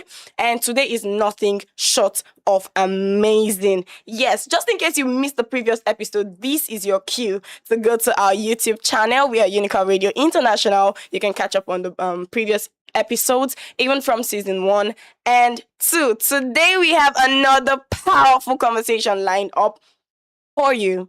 Just for you. We've prepared it, we've packed it, we've packaged it, and we bring it to you today. Our guest for today is, drumroll please. You know how excited I am usually. Today, our guest is Mrs. Praise Edu, hair health coach and trichology expert. She's the CEO of Barbier and More Limited and the founder of Unstoppable Main Hair Care Coaching. And she'll be sharing her story today. She'll be sharing insights with us today. She's here and she's excited to pour out herself, simply to take you from one level to the other. And here is something exciting. I know that you've been keeping your ears to hear this part, so don't worry, it is here. So the exciting part is 2 lucky listeners today will walk away with scalp analysis and hair treatment. Yes, you heard it right. You know how much it costs in real life. And today on the Founders Co-Net, you're getting it for free for 2 lucky listeners. So wherever you're listening from, this is that time for you to get a glass of water, sit tight, right? And keep listening for when we tell you to call in, and then you have a chance to win. Before we bring her into the conversation, we're going to go on a short musical break, and when we're back, we'll listen to the biography, and then of course we'll have the woman of the hour. I want you to stay with me. We'll be right back after this short musical break.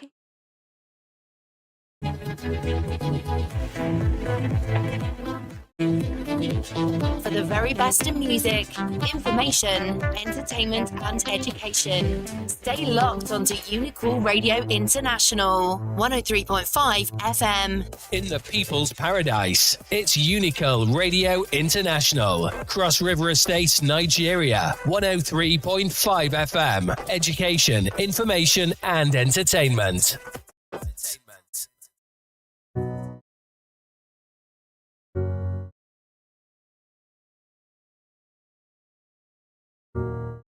You are not hidden. Never been a moment you were forgotten. You are not.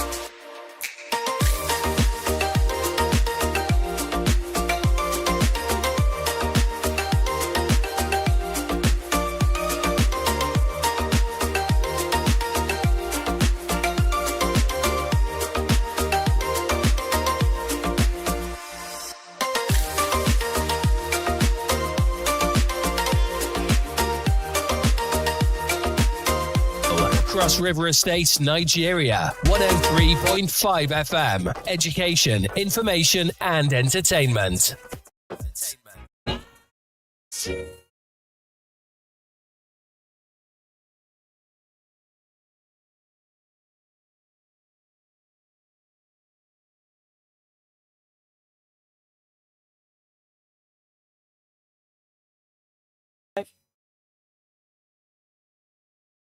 Welcome back from that short musical break. Just as promised, just in case you're just tuning in, don't worry, you haven't missed anything yet. This is the 4th episode on the Founders Community Network, otherwise known as the Founders Co-Net.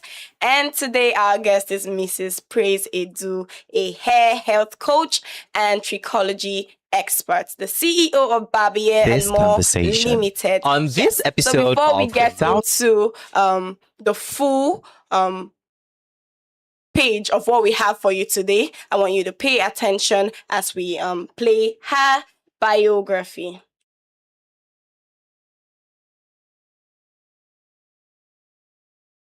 On this episode of the Founders Community Network, we are honored to host Mrs. Praise Edu, a hair health coach, trichology expert, and beauty entrepreneur with a deep passion for healthy hair, scalp wellness, and education-driven care. She is the CEO of Barbier and More Limited, a full-service hair and skincare company known for its professional salon services, quality product, and solution-driven client care. Guided by expertise, purpose, and a genuine desire to help people look and feel their best, she has led the brand to become a trusted name in the beauty industry. Mrs. Praise is also the founder of Unstoppable Men Hair Care Coaching, a platform dedicated to professional trichology education for hair enthusiasts, stylists, students, and aspiring hair care specialists. Through this initiative, she equips learners with the knowledge, confidence, and practical skills they need to move beyond guesswork to achieve lasting results. Under her leadership, Barbier and More received the 2025 Cross River State Media Award for Retail, Distributorship, and Wholesale, as well as the 2024 African Naturalistas Award for Distributorship in Nigeria. These honors reflects the brand's growing influence and the excellence Mrs. Praise continues to bring to the hair care industry. Through her vision, expertise, and dedication, Mrs. Praise Edu continues to establish herself as a respected voice and leader in the world of hair health and beauty. So, if you are interested in hair care, beauty, and the business behind it, you do not want to miss this conversation. On this episode of the Founders Community Network, we are honored to host Mrs. Praise Edu, a hair health coach, trichology expert, and beauty entrepreneur with a deep passion for healthy hair, scalp wellness, and education-driven care. She is the CEO of Barbier and More Limited, a full-service hair and skincare company known for its professional salon services, quality product, and solution-driven client care. Guided by expertise, purpose, and a genuine desire to help people look and feel their best, she has led the brand to become a trusted name in the beauty industry. Mrs. Praise is also the founder of Unstoppable Men. Through this initiative, she equips learners with the knowledge, confidence, and practical skills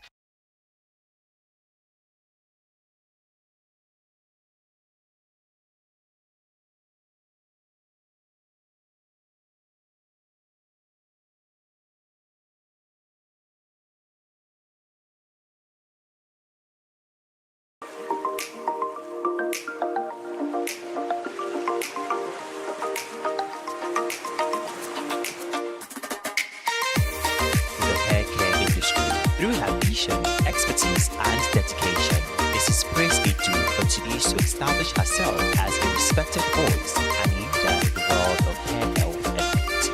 So, if you are interested in hair care, beauty, and the business behind it, you do not want to miss this conversation. On this episode,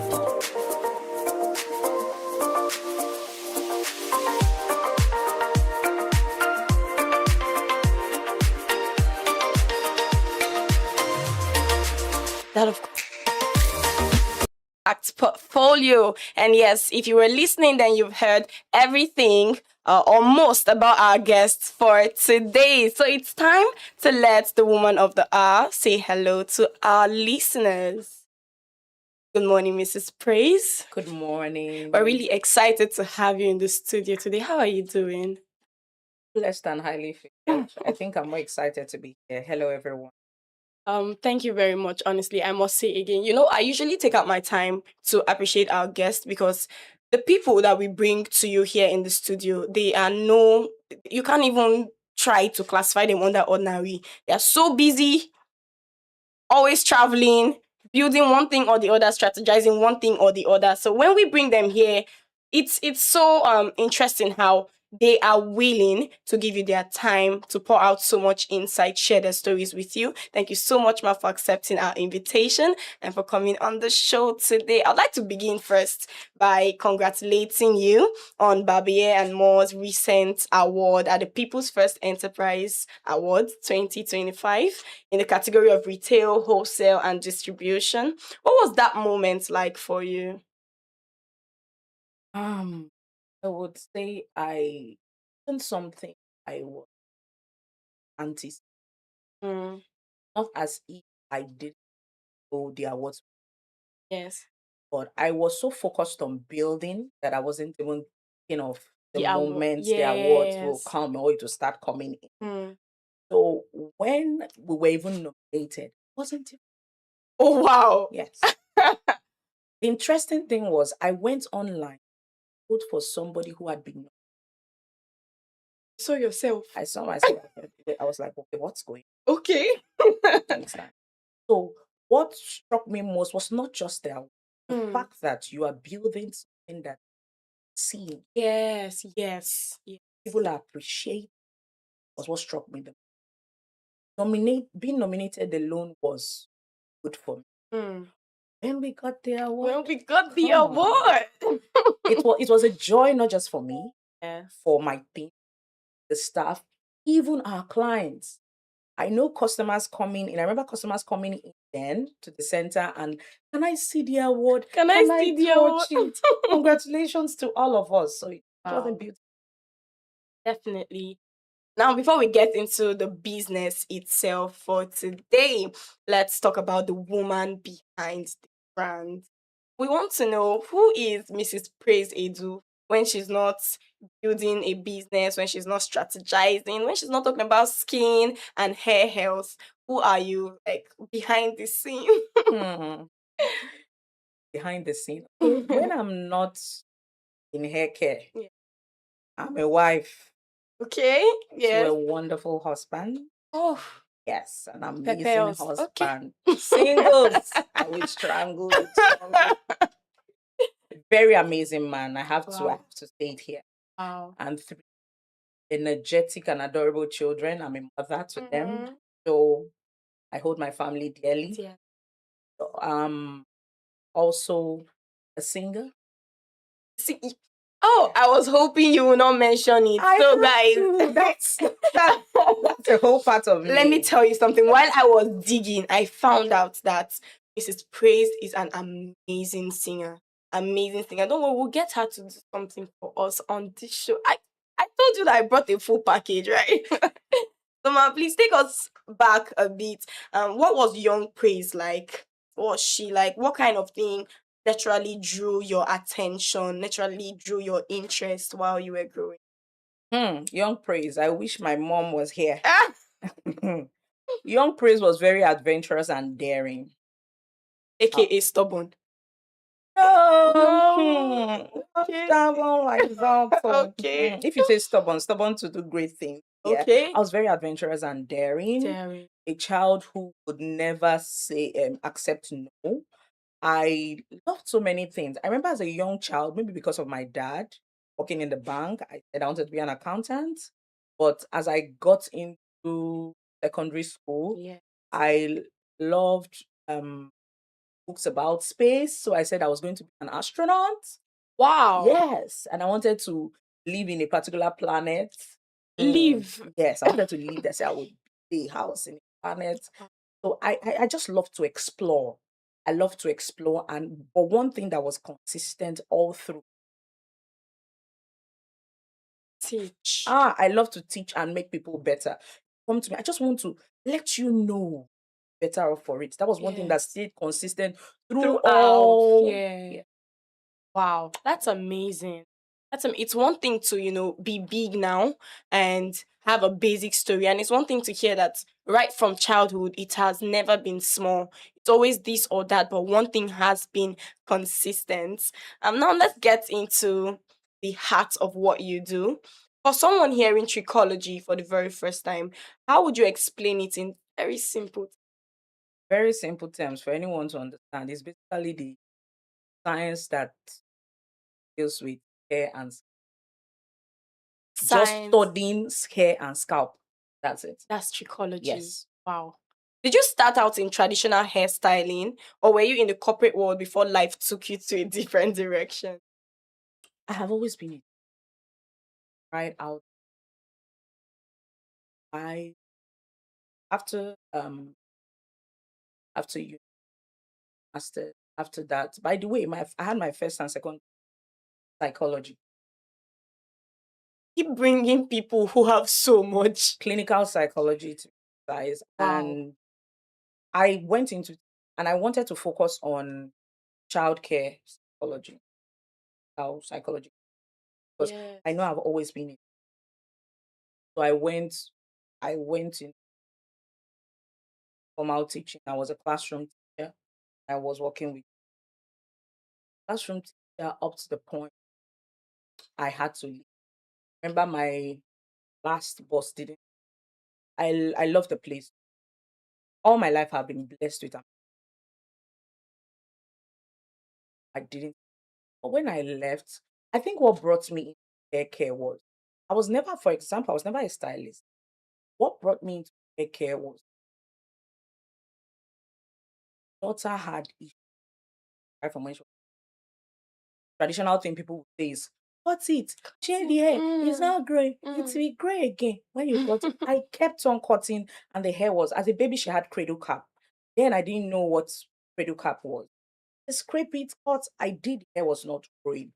And I started doing my research and finding she was a girl, the only girl I have. Why would she not have hair? Come on. So I started doing my research, and I got to a company in Lagos, and they were not even educating on hair care. They were all about products. I got products from the first place, got products from the second place, was trying everything, my own research. And after some years, hair began to pick up. Hair began to pick up. And secondly, my own hair also impacted my journey in hair care. Because at the point in time when I was pregnant, I would go to the salon, take care of my hair. I discovered that based on what I have learned about hair care through my daughter's experiences, what I was learning was not the same thing done to me as at the salon. At the salon, they just pick up any comb the hair. There are particular combs you don't use to comb some particular lengths of hair. And I'm talking, no, don't do this. That have you washed? Have you rinsed properly? Have you washed the second time? And a point in time looked like I was just overbearing. Yes. And what's your own? What's your own? Why You you teach us want our to work. thank you? So at a point, I started doing my hair by myself at home. Stand in front of the mirror, wash my hair, style. But it was inconvenient. My arms I wanted to be a baby girl, soft life. I'm an advocate for soft life. Please enjoy your life. You see? I wanted someone to do the washing and the care for me. Yes. So I started hearing complaints from people. That salon safe, especially naturalistas, because of the way natural hair is. They don't wash my hair properly. They didn't do this. But when an opportunity actually opened up for business, the business actually was supposed to start out as just products or cosmetic products. But I told myself, what will I need to stand for crying out loud? If every 10 persons are selling cosmetics, what will make me unique? What do I need to stand out? Yeah.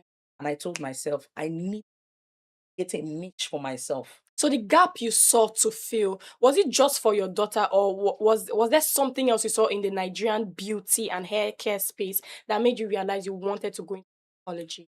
I must say this. even if some people will not agree, there is a knowledge gap in the Nigerian beauty. Decades. Yes. There's a knowledge gap. What do I mean?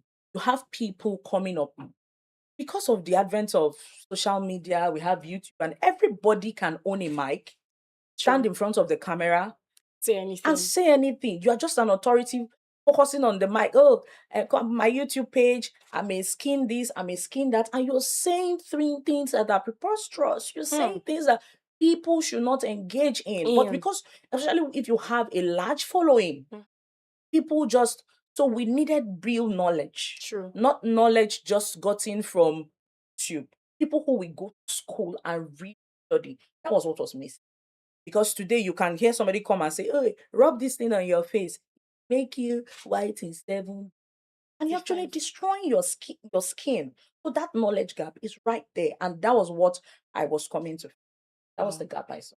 Can you tell us about Barbier and more? Tell us about the business, the range of services that you offer. Oh, I'm smiling. Yes, I can see the excitement. Like, this is the part I've been I waiting can for. talk about Barbier and more for the next the next one day. Yes. And more. Barbier and more is a hair care in company. Hair care and skin. And basically we do everything hair care. Everything. Talk about from consultation. Okay, let me start from selling of products, which is the Yes. regular one everybody knows. Just come and buy products. Selling of products, hair tools, like your clippers, your straighteners, hair accessory. When you do the hair, you have to beautify Yes, it. now. Even so, we are not against wigs though. Even wigs, because some Even people say wigs. you only talk about hair. No. Things that you can use to cover the hair and aesthetically please, all that. Then come into the hair care itself. We do consultation, scalp analysis, which everybody wants right now. Yes, exactly. We do consultation, we do scalp analysis, we do product recommendation, we do hair loss recovery. We have 6 months plan, we have 1 year plan, we have 3 month plan for hair recovery, we hair treatments, treating of scalp disorders. So the whole range of hair care. And the last one I want to I'm saying, Yes. we do counseling and therapy. Because I can say now Wow. that I have discovered that I'm not a therapist. Yes. People come and sit for consultation and they are telling you their life issues. And I'm like, how do you want me My to added do? to the services, nothing is free. So now, recently we introduced skincare. And what made us introduce care is because people don't know that your scalp is. And we have people, we discover that a whole lot of persons come, they take care of their skin. But the hair is, and we're trying to let them know that it goes together. Wow. Together. So that's why we had to, and due to demand also from clients, let me just do my hair and get my skin. That's why we added. It's quite interesting. And we put in a lot of energy to publish. And you need to see the way everybody's like, I need this analysis, hair care. Like, this is the show you do not want to miss. And just in case you're tuned in and enjoying the conversation so far, we want you to go to our social media pages for UNICAL Radio International. Leave a comment, say something you've learned so far, ask a question. We are reading your comments. We're going to see your question. And the woman of the hour, Mrs. Praise Edu, here to answer. Please don't put it on me. I'm simply your host. Okay. Now beyond the technical side of the work, there's also the personal side of it because of beauty, hair, and self-care itself is deeply connected to how people. So from your experience, how closely tied would you say hair health and even skin health? How would you say it is linked to people's confidence, especially when it comes to This is a very touchy.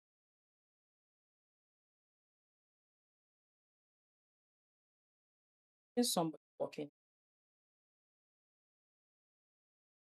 down for consult, and I discovered that and this somebody I know has good hair, has a good hair routine, everything good.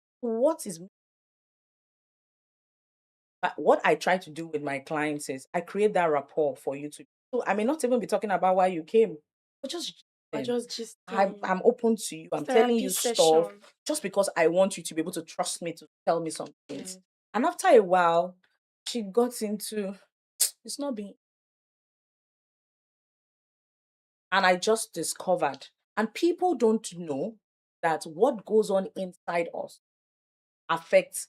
See, research has proved that most women who suffer hair loss, especially from their mid-20s to early menopause stage, most of the time it's triggered by stress or trauma.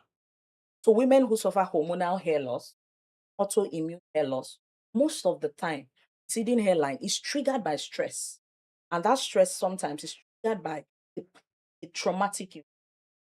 So the issue she was having with spouse at that time was a traumatic event. And by the time, because I was like, every other thing is doing well. By the time we hit that, that was the problem. So that's why I tell people, it's not just about buying products. You might have the best of products, but once we don't fix it internally.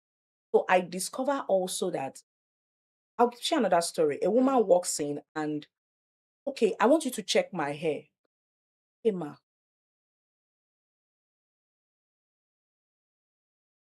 See, Let's go to the office. We get to the office, remove it. Don't joke. And by the time she opened bald patch, and you have women like that who can't even, because when we are doing hair loss restoration, one of the things for that period of time, you don't. But she tells me that she can't even open her hair in her. So we discover that when people have issues with their skin and their hair, affects their confidence. Like I did in one video, said in one video I did recently, wigs, your wigs should be for aesthetics.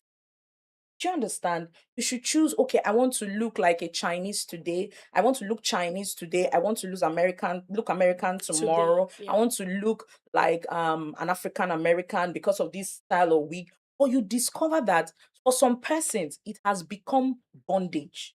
I can't open my hair because of the way it looks. I'm not confident enough in my skin. I'm not confident enough in my health. And that's why people force themselves to do alterations because they just want to see them. The whole lot has really impacted the confidence, especially women. If I may add, lastly, you have a 1-year-old doing her birthday photo shoot. The mom is looking for a wig to put on the daughter's hair. And I'm like, it's a baby. She's a baby. Let her just put a hairband. No, they will not see her Gorimakba that she's one for crying out loud. Do you understand? So we're even projecting that also to our children. You know, you might see things and think, oh, it's just basic, it's just hair care, but these matters are quite sensitive, quite touching when you explore them deeper. Would you say these issues are mostly linked to our genetics as Nigerian Black women, or are they often, result of habits and routines? I think you already mentioned that some of them are as a result of stress, but would you say it's linked to something else, or is it just genetics? Because many people think, oh, my hair, I have receding hairline, is because my grandma had receding hairline. Could that just be it, or is there more? we have an aspect of just only one type of just one. And that one, the onset of that one proper care. So that tells you what happens to the other one. Yeah, I used to tell some of my clients that the average, let me use Nigeria, say it doesn't grow past a certain level. It's not because of. Yes, I would say that growing our kind of hair, it's not as straightforward as we have of the, like, for example, the Asians. Yeah. And that can be scientifically explained. I'm not going into that now because of the coil pattern, the way our hair coils. Okay. Products and nutrients don't find it as easy to travel down the length of the hair because of the contours on the way. Yes. But you know, for example, the chance it's just straight. It moves like. So there's an explanation to I that. could have never thought of Yes. it. There's actually an explanation to that. Wow. But with proper care. That's why you see some persons, truth be told, there are some persons that I don't know what they did, but when it was great, them. I don't want to beef them. I don't That want to even if they be- put petrol and kerosene on their hair, just Chai. growing like grass. But And they- it's not fair. It's not fair. It's not fair. But there are just a few of those ones. They're just a few. I can prove to you that if you do the right thing, your hair will grow. But what I've learned is not to focus on the growth, focus on health. You focus on health, the growth will automatically come.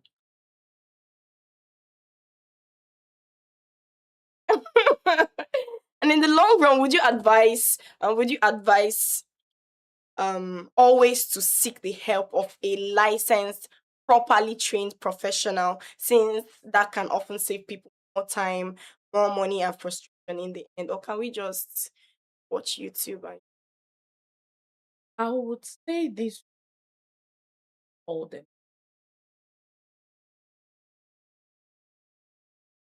Your expertise, just what bad thing. I would say you can do better. You know what I'm saying? For some of us, you are making our work difficult. Somebody walks into center and says, I want to wash and dip. And she has been our client for a while. I Yes. hope she's watching this. She has been our client for a while. And she says, I just want to wash and do my regular. And we've been having issues with her hair because I've tried everything. Getting hard. I said, all the things I told you to do at home, are you doing Are you it doing after it? you leave here? She said, yes. And as God will help me to explain. She said, okay, I brought my own conditioner today. That's beautiful. Look at it. When it was time, my staff calls me and say, we don't understand this. Guess what? Brought things to make omelette for me. I'm seeing raw egg. I'm seeing all the things that we're supposed to be to eat. That's what she's bringing. Said I should make. I tried to explain to her. She said, I said, I'm sorry. I want to go. I prefer you go and insult to mix Wow. this in your hair. Because as I'm speaking, let me say this right now. People don't know that raw egg has no business in it. Wow. I've heard it a lot. Raw egg has no business in it. Shouting. And there's a science. Wow. To explain it simply, the protein, your hair needs protein. Your hair made up of protein fibers called keratin. So it needs protein. But the protein molecules in raw egg too large. That's why they have to hydrolyze. It's like giving a little baby, a 6-month-old baby, rice that you have just cooked. You can't swallow it. You have to blend it, mash it.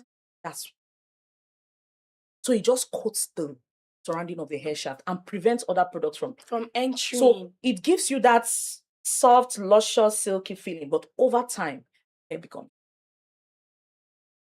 Hey. Gen Z beauty queens, you have been exposed. And let's talk about the business side of it. Because building an expertise is one thing, but building as a sustainable company around your expertise is another. One thing many clients care deeply about is consistency. Yes. If I walk into a salon and you're not the one attending to me, I still want the same standard of care. Yeah. I want, the way my hairdresser treats me, makes my hair. I could even fall asleep. That's the same thing I want to get. So how have you been able to build your team and your system to make that possible? First of all, just outline as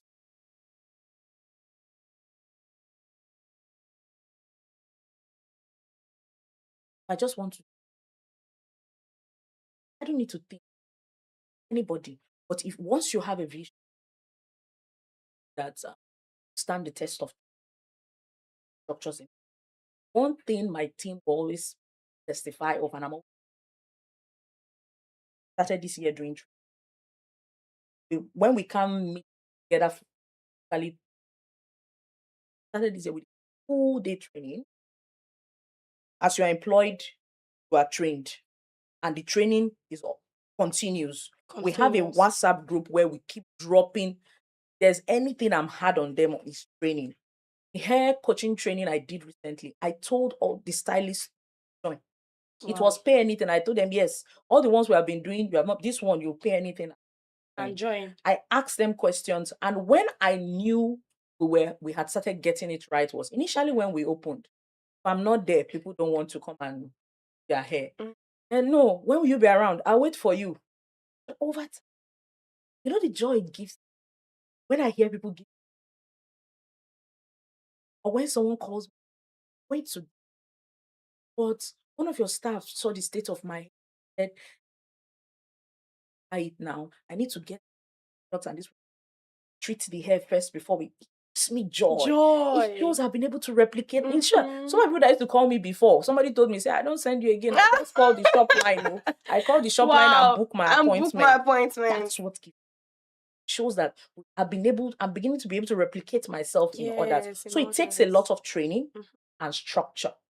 That's what I'll say. A lot of training and structure, then periodic evaluation and checking.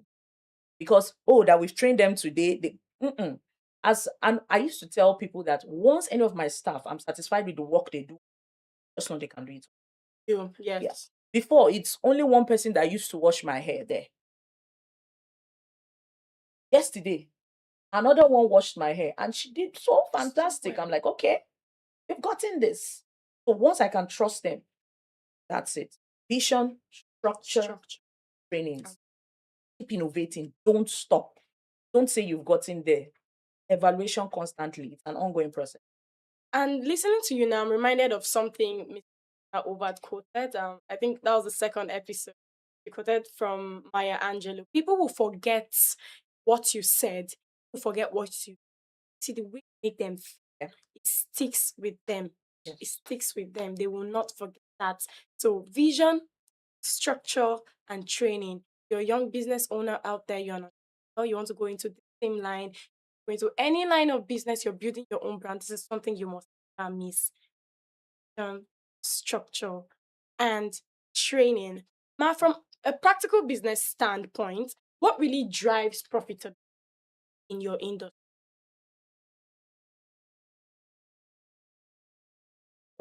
Years ago, I've said the right skill.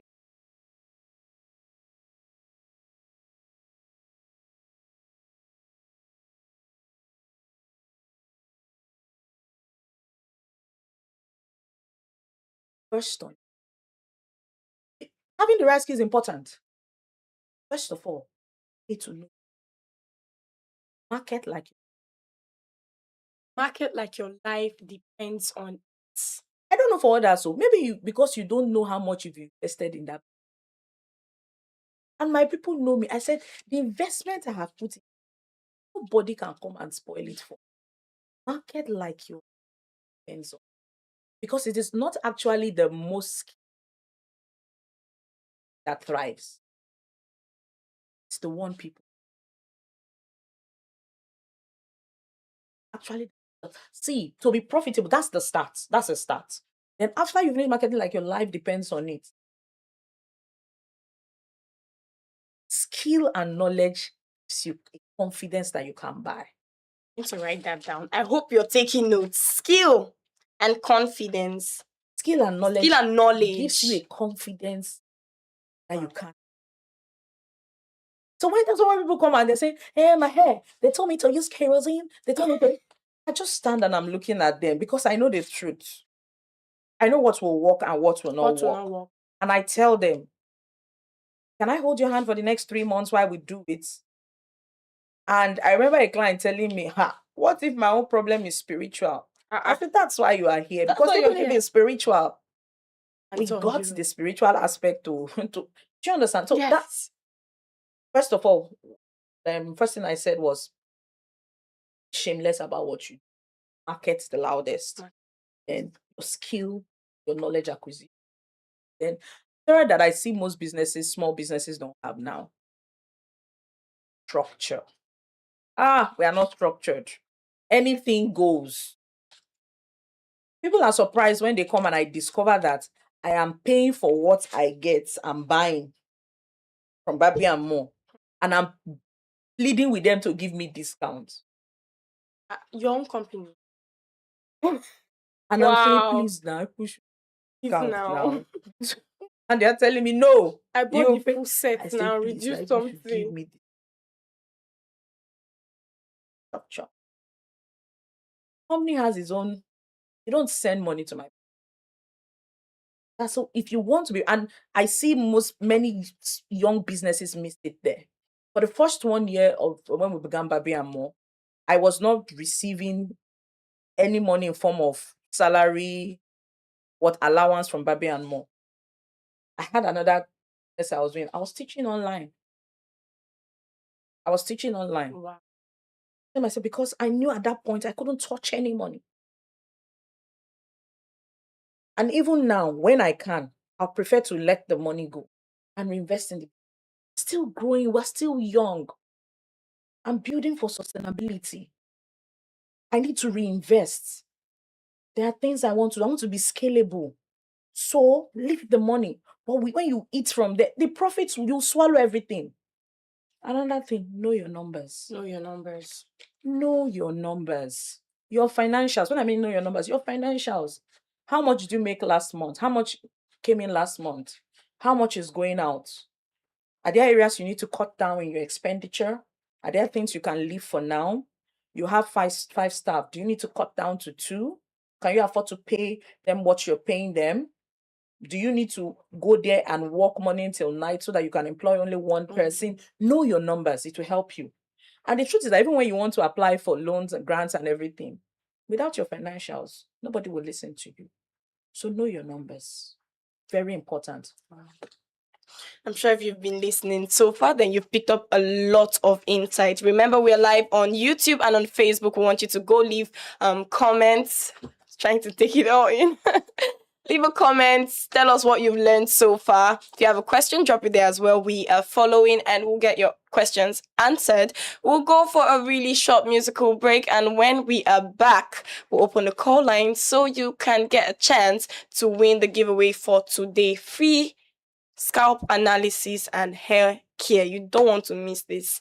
You do not want to miss it. Our guest for today is a trichology expert and she knows her onions, her pepper, her curry, and every other thing. Don't mind me. Stay with us. We'll be right back after this short musical break.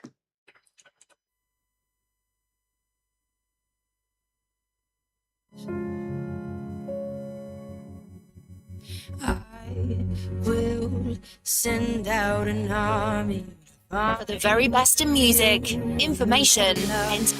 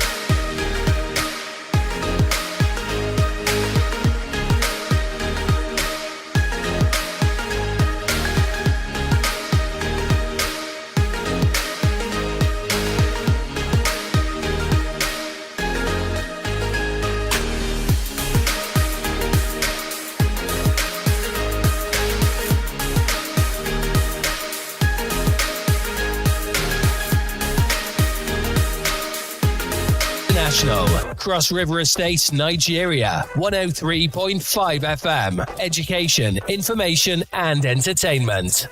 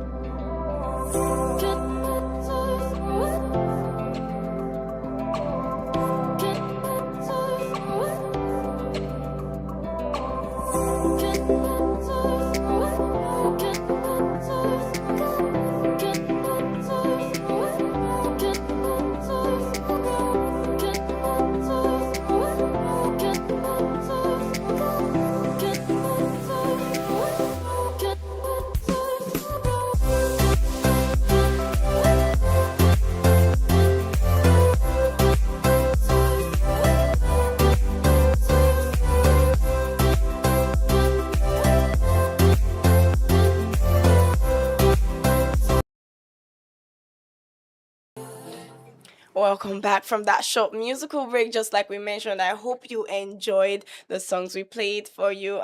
One of them was Rescue by Diago. Time check is 57 minutes past the hour of 10 a.m. this beautiful Tuesday morning. And just in case you're just tuning in, this is the Founders Community Network on UNICAL Radio International 103.5 FM. And you know that this is where we bring visionary leaders to share their stories and take us from story to strategy and from idea to industry. This episode has been amazing. I've heard things I could have never imagined on my own. The call line is open. I'll let you know. It's time for you to call. This is the chance you have to win free scalp analysis and hair care. And just in case you forgot, my name is Eneja Wisdom Chineche. I'm the wise girl behind the mic, and I'm your host on the show. Yes, social media, YouTube and Facebook, we are live. We want you to drop a question, tell us what you've learned so far, leave a comment for us. We are going through all of them, and I'm here for you. The number to call is 080-9444-4058. I'll take it again for clarity. 080-9444-4058. I think I have my first caller already. Let's see.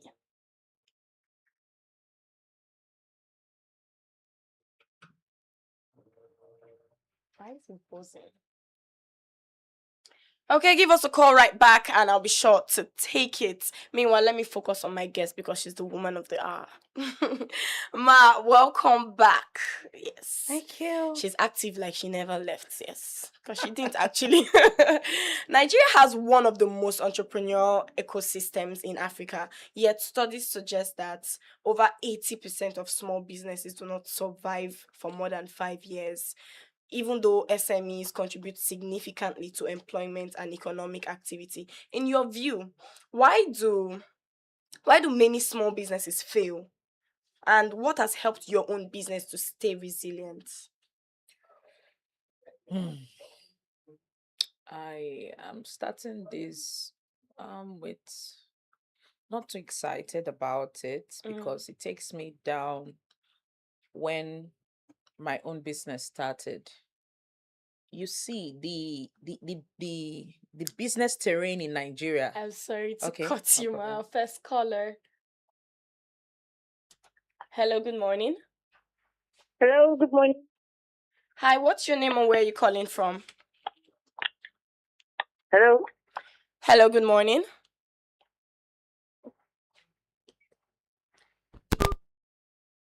Okay, I think I lost you to reception.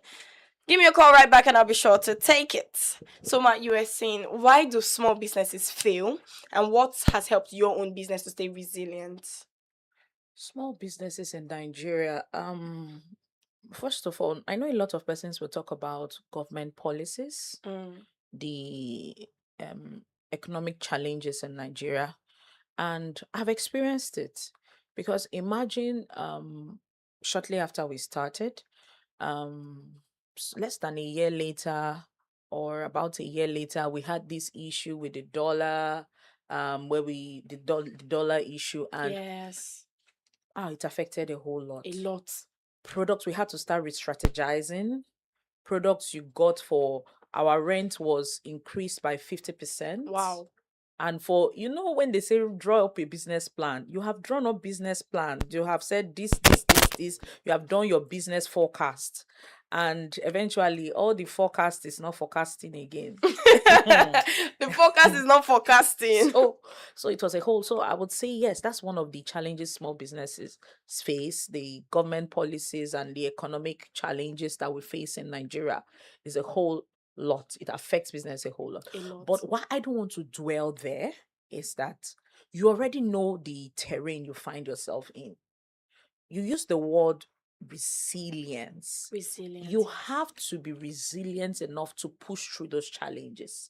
If I know that this journey I'm embarking on, there are going to be stumbling blocks on the way, I am not going to sit and complain about those stumbling blocks. I'm going to ask myself, what do I need to do to overcome these stumbling blocks? Overcome them. And one thing I know people who go into business lack in Nigeria is business education. Business education. Business education. We don't know. We just know I've spoken with some small business owners, young business owners, I just want to start this business because you see that if I make this, I will get this profit. Some businesses are even running at a loss without knowing it because we are not schooled in how to run businesses. So I think at least if the government is not giving you money, you should provide education on how For you. to. So that's one area every person going into business, no matter how, even if you want to start selling granules in cups, understand how business how it works. Yes. Understand, not just understand how to fry. I think we just focus on that particular skill. You can be skillful in making the best granules and the granules will not sell. Not because you don't know how to do it, but you don't understand how to make the business profitable. So the learning about business itself, it's a problem for small business owners. That's a major problem. Learning about business. That's what you see. I've moved away from the government's policies and everything because that will be there for a while. Yes. That's it. We are facing it. So let's leave that one that we know for now looks like a constant and look at what we can change. What we can change. Learn about your community, your environment. Running a business in Calabar is different from the way I'm doing it in Calabar is different from how I'd have done it if I was in Lagos. Sorry, man, let me cut you there. Hello, good morning. Hello, good morning, the white girl. Have you been listening so far? Yes, I have. What's your name and where are you calling from? Okay, my name is Rachel. I'm calling from Calabar. Rachel from Calabar. Rachel, you know how this works, right? Pick a number, I read out the question to you, you get it right, and you know the drill. Okay, how many numbers do we have? We have just 2. Rachel, you sound really excited. It's my show now, it's not your own. What's the matter? Number one. Number 1. What is the name of our guest's business? Okay, that's Babia and Mo. Oh, she's been listening. Congratulations, you made our guest blush. You have just won yourself a free scalp analysis session and healthcare as well. Heck yeah, right? So yes. Thank you so much. Sure, enjoy the rest of your day. You too. Okay. She sounds so excited. Number 1 is gone and we have just one more slot left. So I can finally focus on my guest because I'm really enjoying the conversation today. Okay, next caller. And if she wins, then that's the last one. Hello, good morning. Hello, good morning. Hello, yes, I can hear you. Good morning. Hi, what's your name and where are you calling from? I think it's Ladies' Day today. Hi, I'm Elle. I'm Elle, and I'm calling from Malabo. Elle from Malabo. Okay, Elle, there's just one question left, so I'll go ahead and read it to you. All right. What is the name of our guest for today? All right, that is she's Mrs. Praise Edu. This is Praise Edu. Okay, you see, I made it really, really simple for you because I want you people to win this thing. Congratulations, Elle. You've just won yourself the giveaway for today. Thank you. Thank you. Okay, have a good day. Guys, that's all for the giveaway slots, and it's been really, really interesting so far. So now let me focus on my guests. You see that every other episode, I make the questions really, really simple so you can flow, because it is for you. If I ask you jam question, who will win the giveaway, right? So you see, 2 happy ladies have walked away with free scalp analysis today. Now I can finally focus on my guest because she's the reason I have this job. Okay, so as businesses grow, what systems, what habits, what structures became necessary? I'm talking about your business now. What structures became necessary to help you move from being owner-led? Because I think you mentioned it earlier that before your customers would be like, if it's not you, then don't worry, I'll wait for when she's around. So what structures would you say you put in place that now the customers can trust others? It's no more owner-led. It's now more structured. And what exactly did you become more disciplined about? Okay, I mentioned this before and I'll say it again. Vision is important. Vision. But your ability to communicate that vision and make your staff buy it is more important. I can have a vision of how I want my business, but I'm not able to communicate it and sell it to my employees, it will be a disaster. Wow. Because that will mean that the business is dependent on me. I have to be there. So my first step is, for every business owner, you have the vision, which is important. Get a team that you can sell that vision to, communicate that vision, sell it to them, and let them buy it. During interviews, when I want to employ, I've spoken with some persons and I just know that this one cannot fit in here. Wow.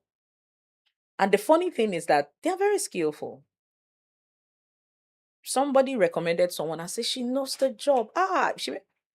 After speaking with her, truly, she knows had the skill. Yes. But I knew we couldn't work together. Somebody who and the funny thing is that I have people who just came and didn't know so much, but because they were teachable and ready to learn. I don't have a problem if you don't know so much, but just be teachable and ready to learn. And she was not open to learning. Wow. So we could be able to sell once you can sell the vision and they can buy it.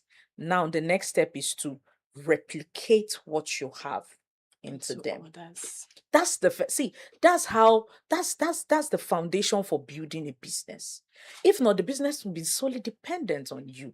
And it can't grow eventually because there's a limit to how far it can grow if it's just you. So after doing that, you replicate yourself. So when I hear people say, it's just the way you would have told me, or that's what he told me, I'm happy. Yes. Yes, we are getting it.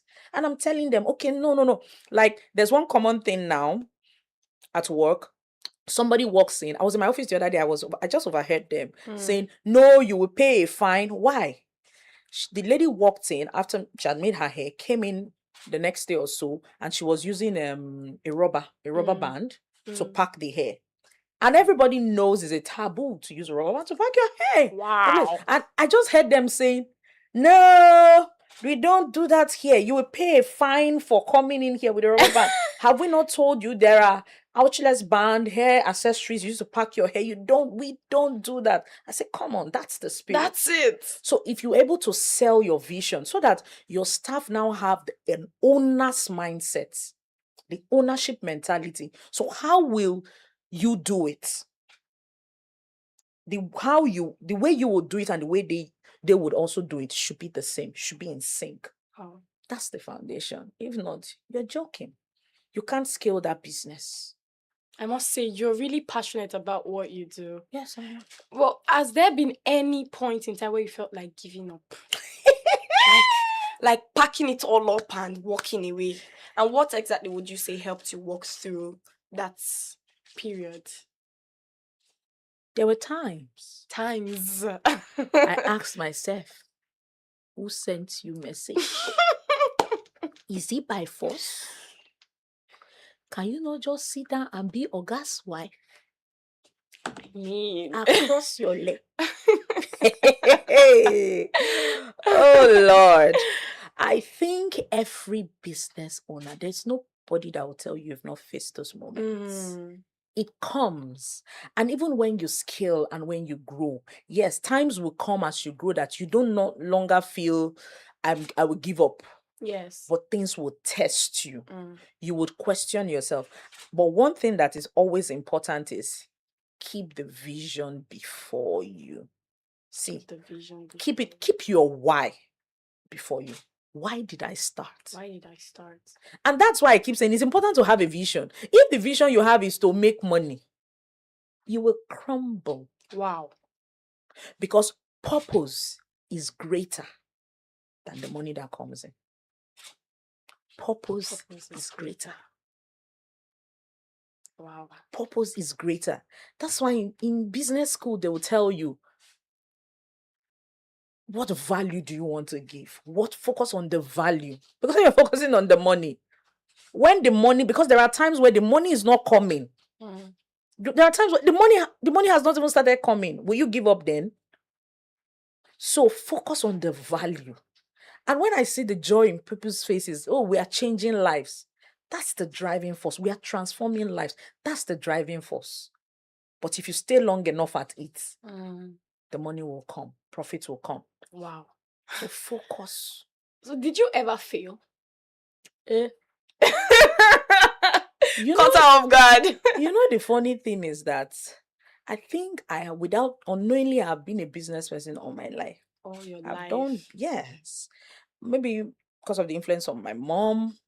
My mom is an enterprising person. Because of what my dad was, my dad's work, my dad was a full-time, or is still a full-time pastor, full-time ministry. So we're always traveling, always being transferred.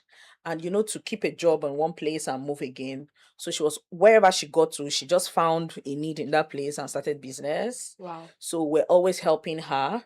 I remember waking up at 4 a.m. at 6, 7 years old, just to help her see flour, to do pastries and Wow. everything. Yeah, so I got that from her. And moving to selling kulikuli in the north, buns and everything. So I think the same thing affected me when I got into secondary school. I started selling my poems. Whoa. In secondary school, I was a very good writer. I used to go for competitions in schools. I was a good writer. So I had a friend in class who was an artist, used to make cards and everything. In secondary school, this lovey teenager love. Infatuation. I have a crush on him. So he will make those cards and I will give him the poems to put inside. Wow. So it was a partnership without even knowing it was. So we'll do it and we'll sell it. You give me my own small money from inside and I'll save you my money. I remember from that money, I bought one skirt and one top from the market. I was so happy and proud of myself. So it started, continued into uni. My mom went into full-time baking. I started baking in university, buying things. Imagine giving a friend of mine a shirt. I gave him a shirt as a birthday gift. He wore out the shirt out and people asked where he got it from. And he came to tell me, oh, where can I said, don't tell them more. Don't tell them more. Tell them that I'm the one selling it. Just give me their size. I contacted the guy I bought the shirt from in Aba who sold it. I said, see, size this, size that, size that. Start sending. Bring it. Sent it from Aba. And that's how I started business. So it has always been. Whoa. Why I'm saying this is that you asked about failing. So there are times I have always thought something will work. This is the business that will be it for me. When I was working one time as a secretary in an organization, I started selling books and magazines. I remembered that thing hurt me. I pleaded with my father to loan me that money. I bought cartons of that particular magazine. And that was the bad thing about that business. I didn't look at the environment. I didn't look at the needs of the environment because I loved to read. I just assumed that every other person there would love this magazine. I bought cartons of that magazine and took it there. See, I couldn't pay my father back. Hey. At a point, I started giving out the magazine for free. Like, it flopped before it began. But I think one thing with my parents, they always supported my wild dreams. They always supported. So, but this particular business, I would say that, yes, it has not been rosy all along because, there are times that, for example, the rent increase I talked about, we didn't foresee it at that time, but we had to survive that. We had to survive that. So the rent increase had to survive that. And, the first consignment of goods we received, I sat down and I cried. When you don't know so much about the business yet, about logistics, about 15 cartons, I'm seeing 5 cartons broken, oils broken, smashed. So I was already making a loss even before the business started. I cried. Bottles smashed. I'm telling you, cartons poured, everything. I cried, but we had to continue. So what I have found out is, like you always say, there are times to come, but what I say is, like, the good thing is that I failed early in the other businesses I was doing. I failed quickly. And I'll tell young people, start you want to start now. It doesn't have to be, as we say, tushed. It doesn't have to be perfect. Start, just begin so that you fail early. Yes. You fail early. Begin so you can fail early. Because see, that you will not fail is a lie. You will. You may have to re-strategize. Okay, this one is not working. How do we bring this into it? This one is not working. How do we bring things into it? There are products we have bought that, and the Calabar market is not working. I have bought a lot of them. What do I do? I had a product like that. I had stayed for a very long time. Money was being tied down. People were not buying it, but it was very good. But I discovered that we use this product in the salon, And it was working. We apply it for them. I said, okay. I had a light bulb moment one day. I said, okay, let's divide them into smaller containers. We sold them. All. Yes. And that's how that product has become one of our best sellers. So you just reinvent, innovate, think. It's not working, has been stuck here. What do we do? Smaller containers, because people started buying them. There are some products that it's not even the smaller containers. We say, okay, we don't want this small money. It's 500. We can't we sell in a pack of 6. Started putting them in packs. They were going. Wow. So within the business, there will be moments where it looks like you're failing. You just re-strategize, but never sit down on your failure. Never sit down on failure. As my pastor will say, data is information. I'm sorry, failure is data. Failure is data. It's just giving you an information. It's just giving, okay, this one is not working. This one is not working. What can I do? Create a detour. Do something. Failure is data. Wow. Yeah. Can you share one business risk you took that paid off and one that did not go as planned?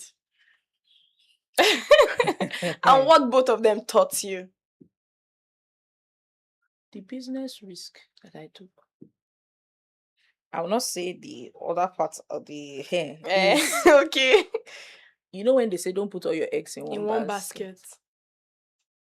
Packing everything you have and say this business, we're going with it, even without trying it out. On a small scale. Just saying that this hair care will work. Because we're not starting a regular salon. The investment in beginning Barbie and More was huge. Even what it cost me to do my trainings was huge. And you know, with the way dollar was then, and you're not having to pay in Naira, it was huge. So you're investing in something that is not common like that in the market. That was a big risk. I'm putting everything into it. And truly, it's not common. Yes.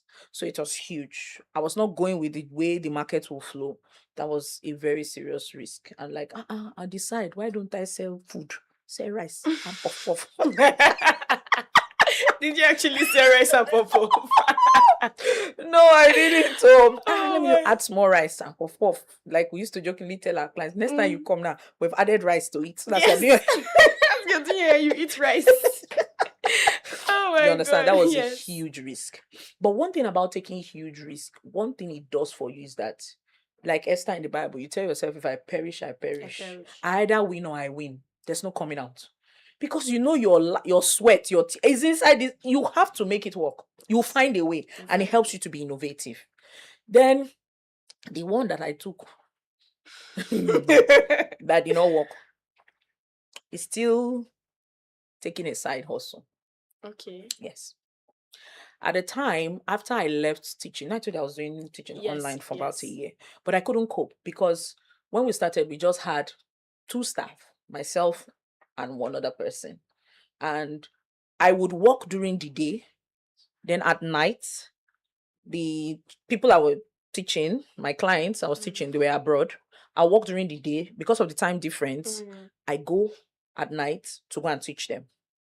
I sleep for a few hours. I come in the morning. So it took a toll on my health. So I had to stop that after a year. So after a year, I taught myself, I said, okay, what can I do? Because I needed cash flow. Cash flow is the bloodline of every business. So. Yes, so. Without cash flow, you're gone. You might not even be profitable, but just have cash flow. Yes. They're 2 different. You might not be profitable yet, but just have cash flow. You can do what you want to do with money. So I said, okay, for cash flow, let me introduce something else.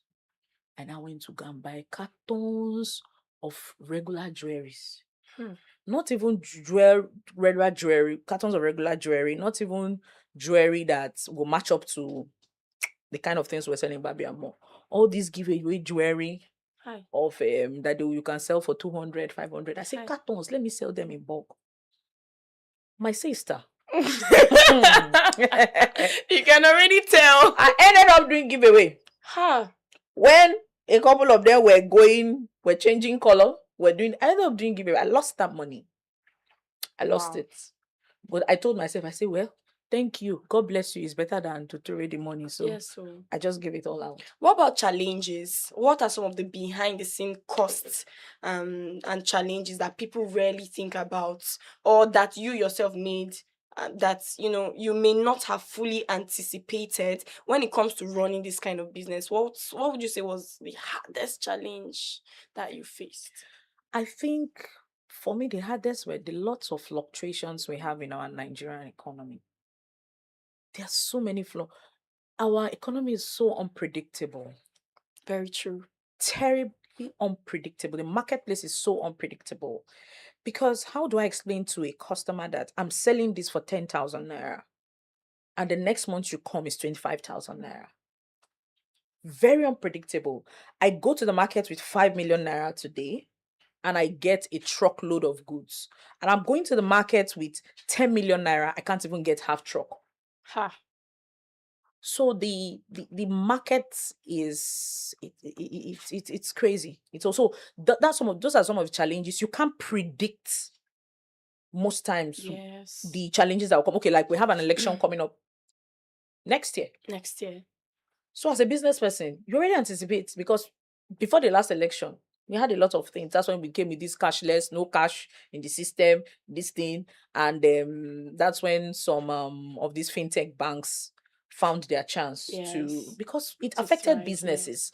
Because there was no cash, you had to use the POS, you had to do transfers, and the transfers from the commercial bank, sometimes it's not going through. Customers say, I'm not buying, we are holding my goods. It created a lot of problems for us.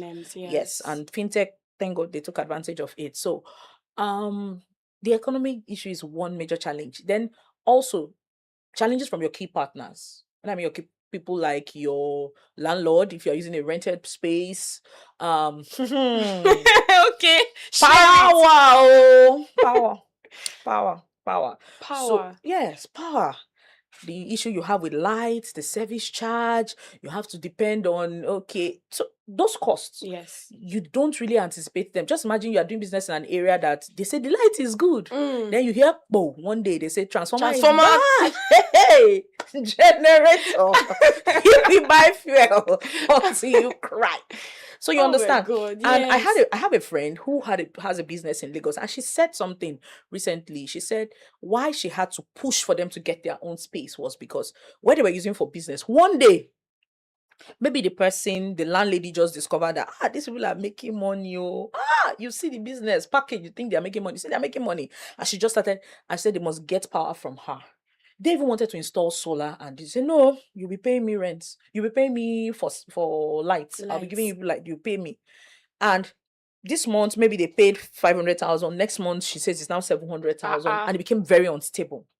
These are not things. So your key partners can mess you up in business if care is not taken. Yes. So that's one. If you have been listening so far, then I'm pretty sure. I have no doubt at all that you have learned a lot. You've picked up plenty of insights. See my notes. I've been turning pages. Yeah, I have learned a lot. Know your numbers and your financials, right? Vision, structure, and training is needed. I'm reading it out to you. I'm giving you exponents that you not feel exam. What else? Replicate yourself in others. You know you're good. You know you've trained yourself. You're educated. And for business owners or people who want to go into such a thing, train yourself. Be educated. Don't just stop at, I have the skill. How about you go and become a trichologist? See, it even has a fancy name. Do you see the way I said it? Trichologist. So go back to school and, kit yourself up till you're very, very sure that you stand out in whatever you do. Do not sit on your failure. You failed. Okay. Then what? It's just data. Use it and build up yourself. Ma, honestly, I wish I knew 5 different languages so I can say thank you in all of them. But let me use the ones I know. Thank you, ma.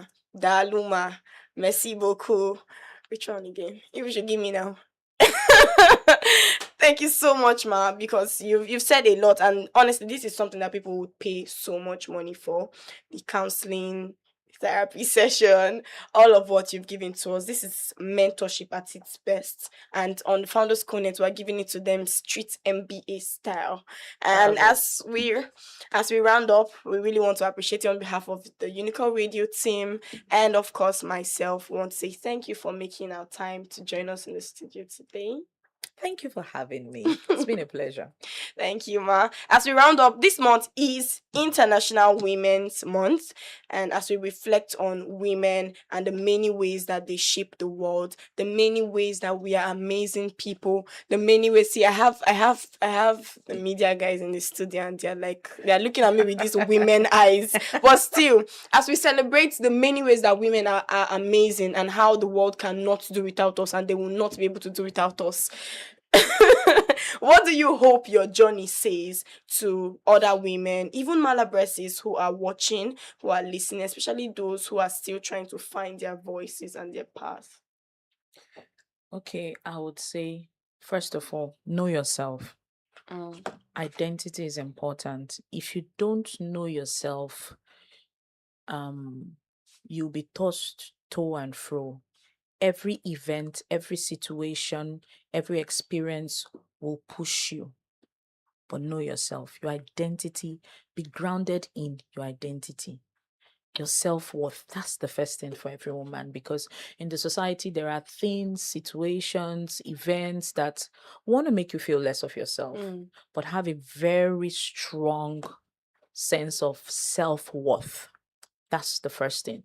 And for me, being a Christian has helped me achieve that, knowing who God has made me to be, knowing my identity in Christ. I'm not preaching now, but know it's yourself. necessary. Yeah, knowing yourself.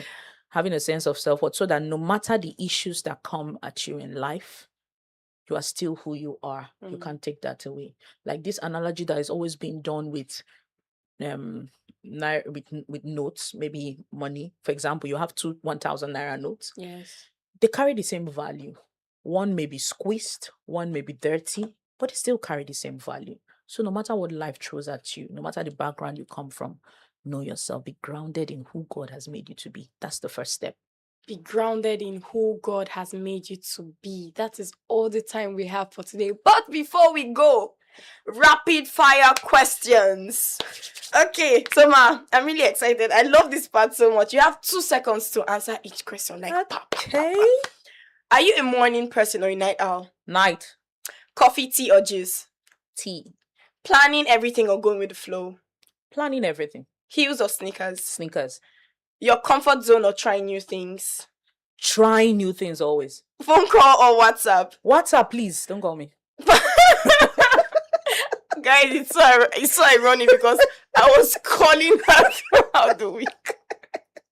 Formal and structure or relaxed and flexible? Can I combine both? Sometimes. Yeah. What is one hidden, I already know the answer to this, but what is one hidden talent that most people or some people don't know about you? You don't know the answer to it. He's singing now. That's not hidden talent. But you still sing on this episode. Okay, one hidden talent. Yes. I say you don't know it. I climb trees. I love climbing trees. My crew is laughing. This is indeed a hidden talent. You climb trees. Wait, just for fun or for comfort or what? It's therapeutic. What are you looking for? Okay, Ma. Finally, if you could give your younger self an advice, what would it be? Praise. Relax. It will all make sense in the end. Don't be anxious. Just do what you need to do and relax. It will all make sense. I think I need this. This one is for me. Relax. Give me 2 seconds. Take it. Relax. Because I want to be a billionaire. No. What process? Yes. Okay, Ma, this is finally that time where I'll increase the volume of your microphone so you can sing something to us. It can be anything you want it to be. This is who I am. The floor is yours.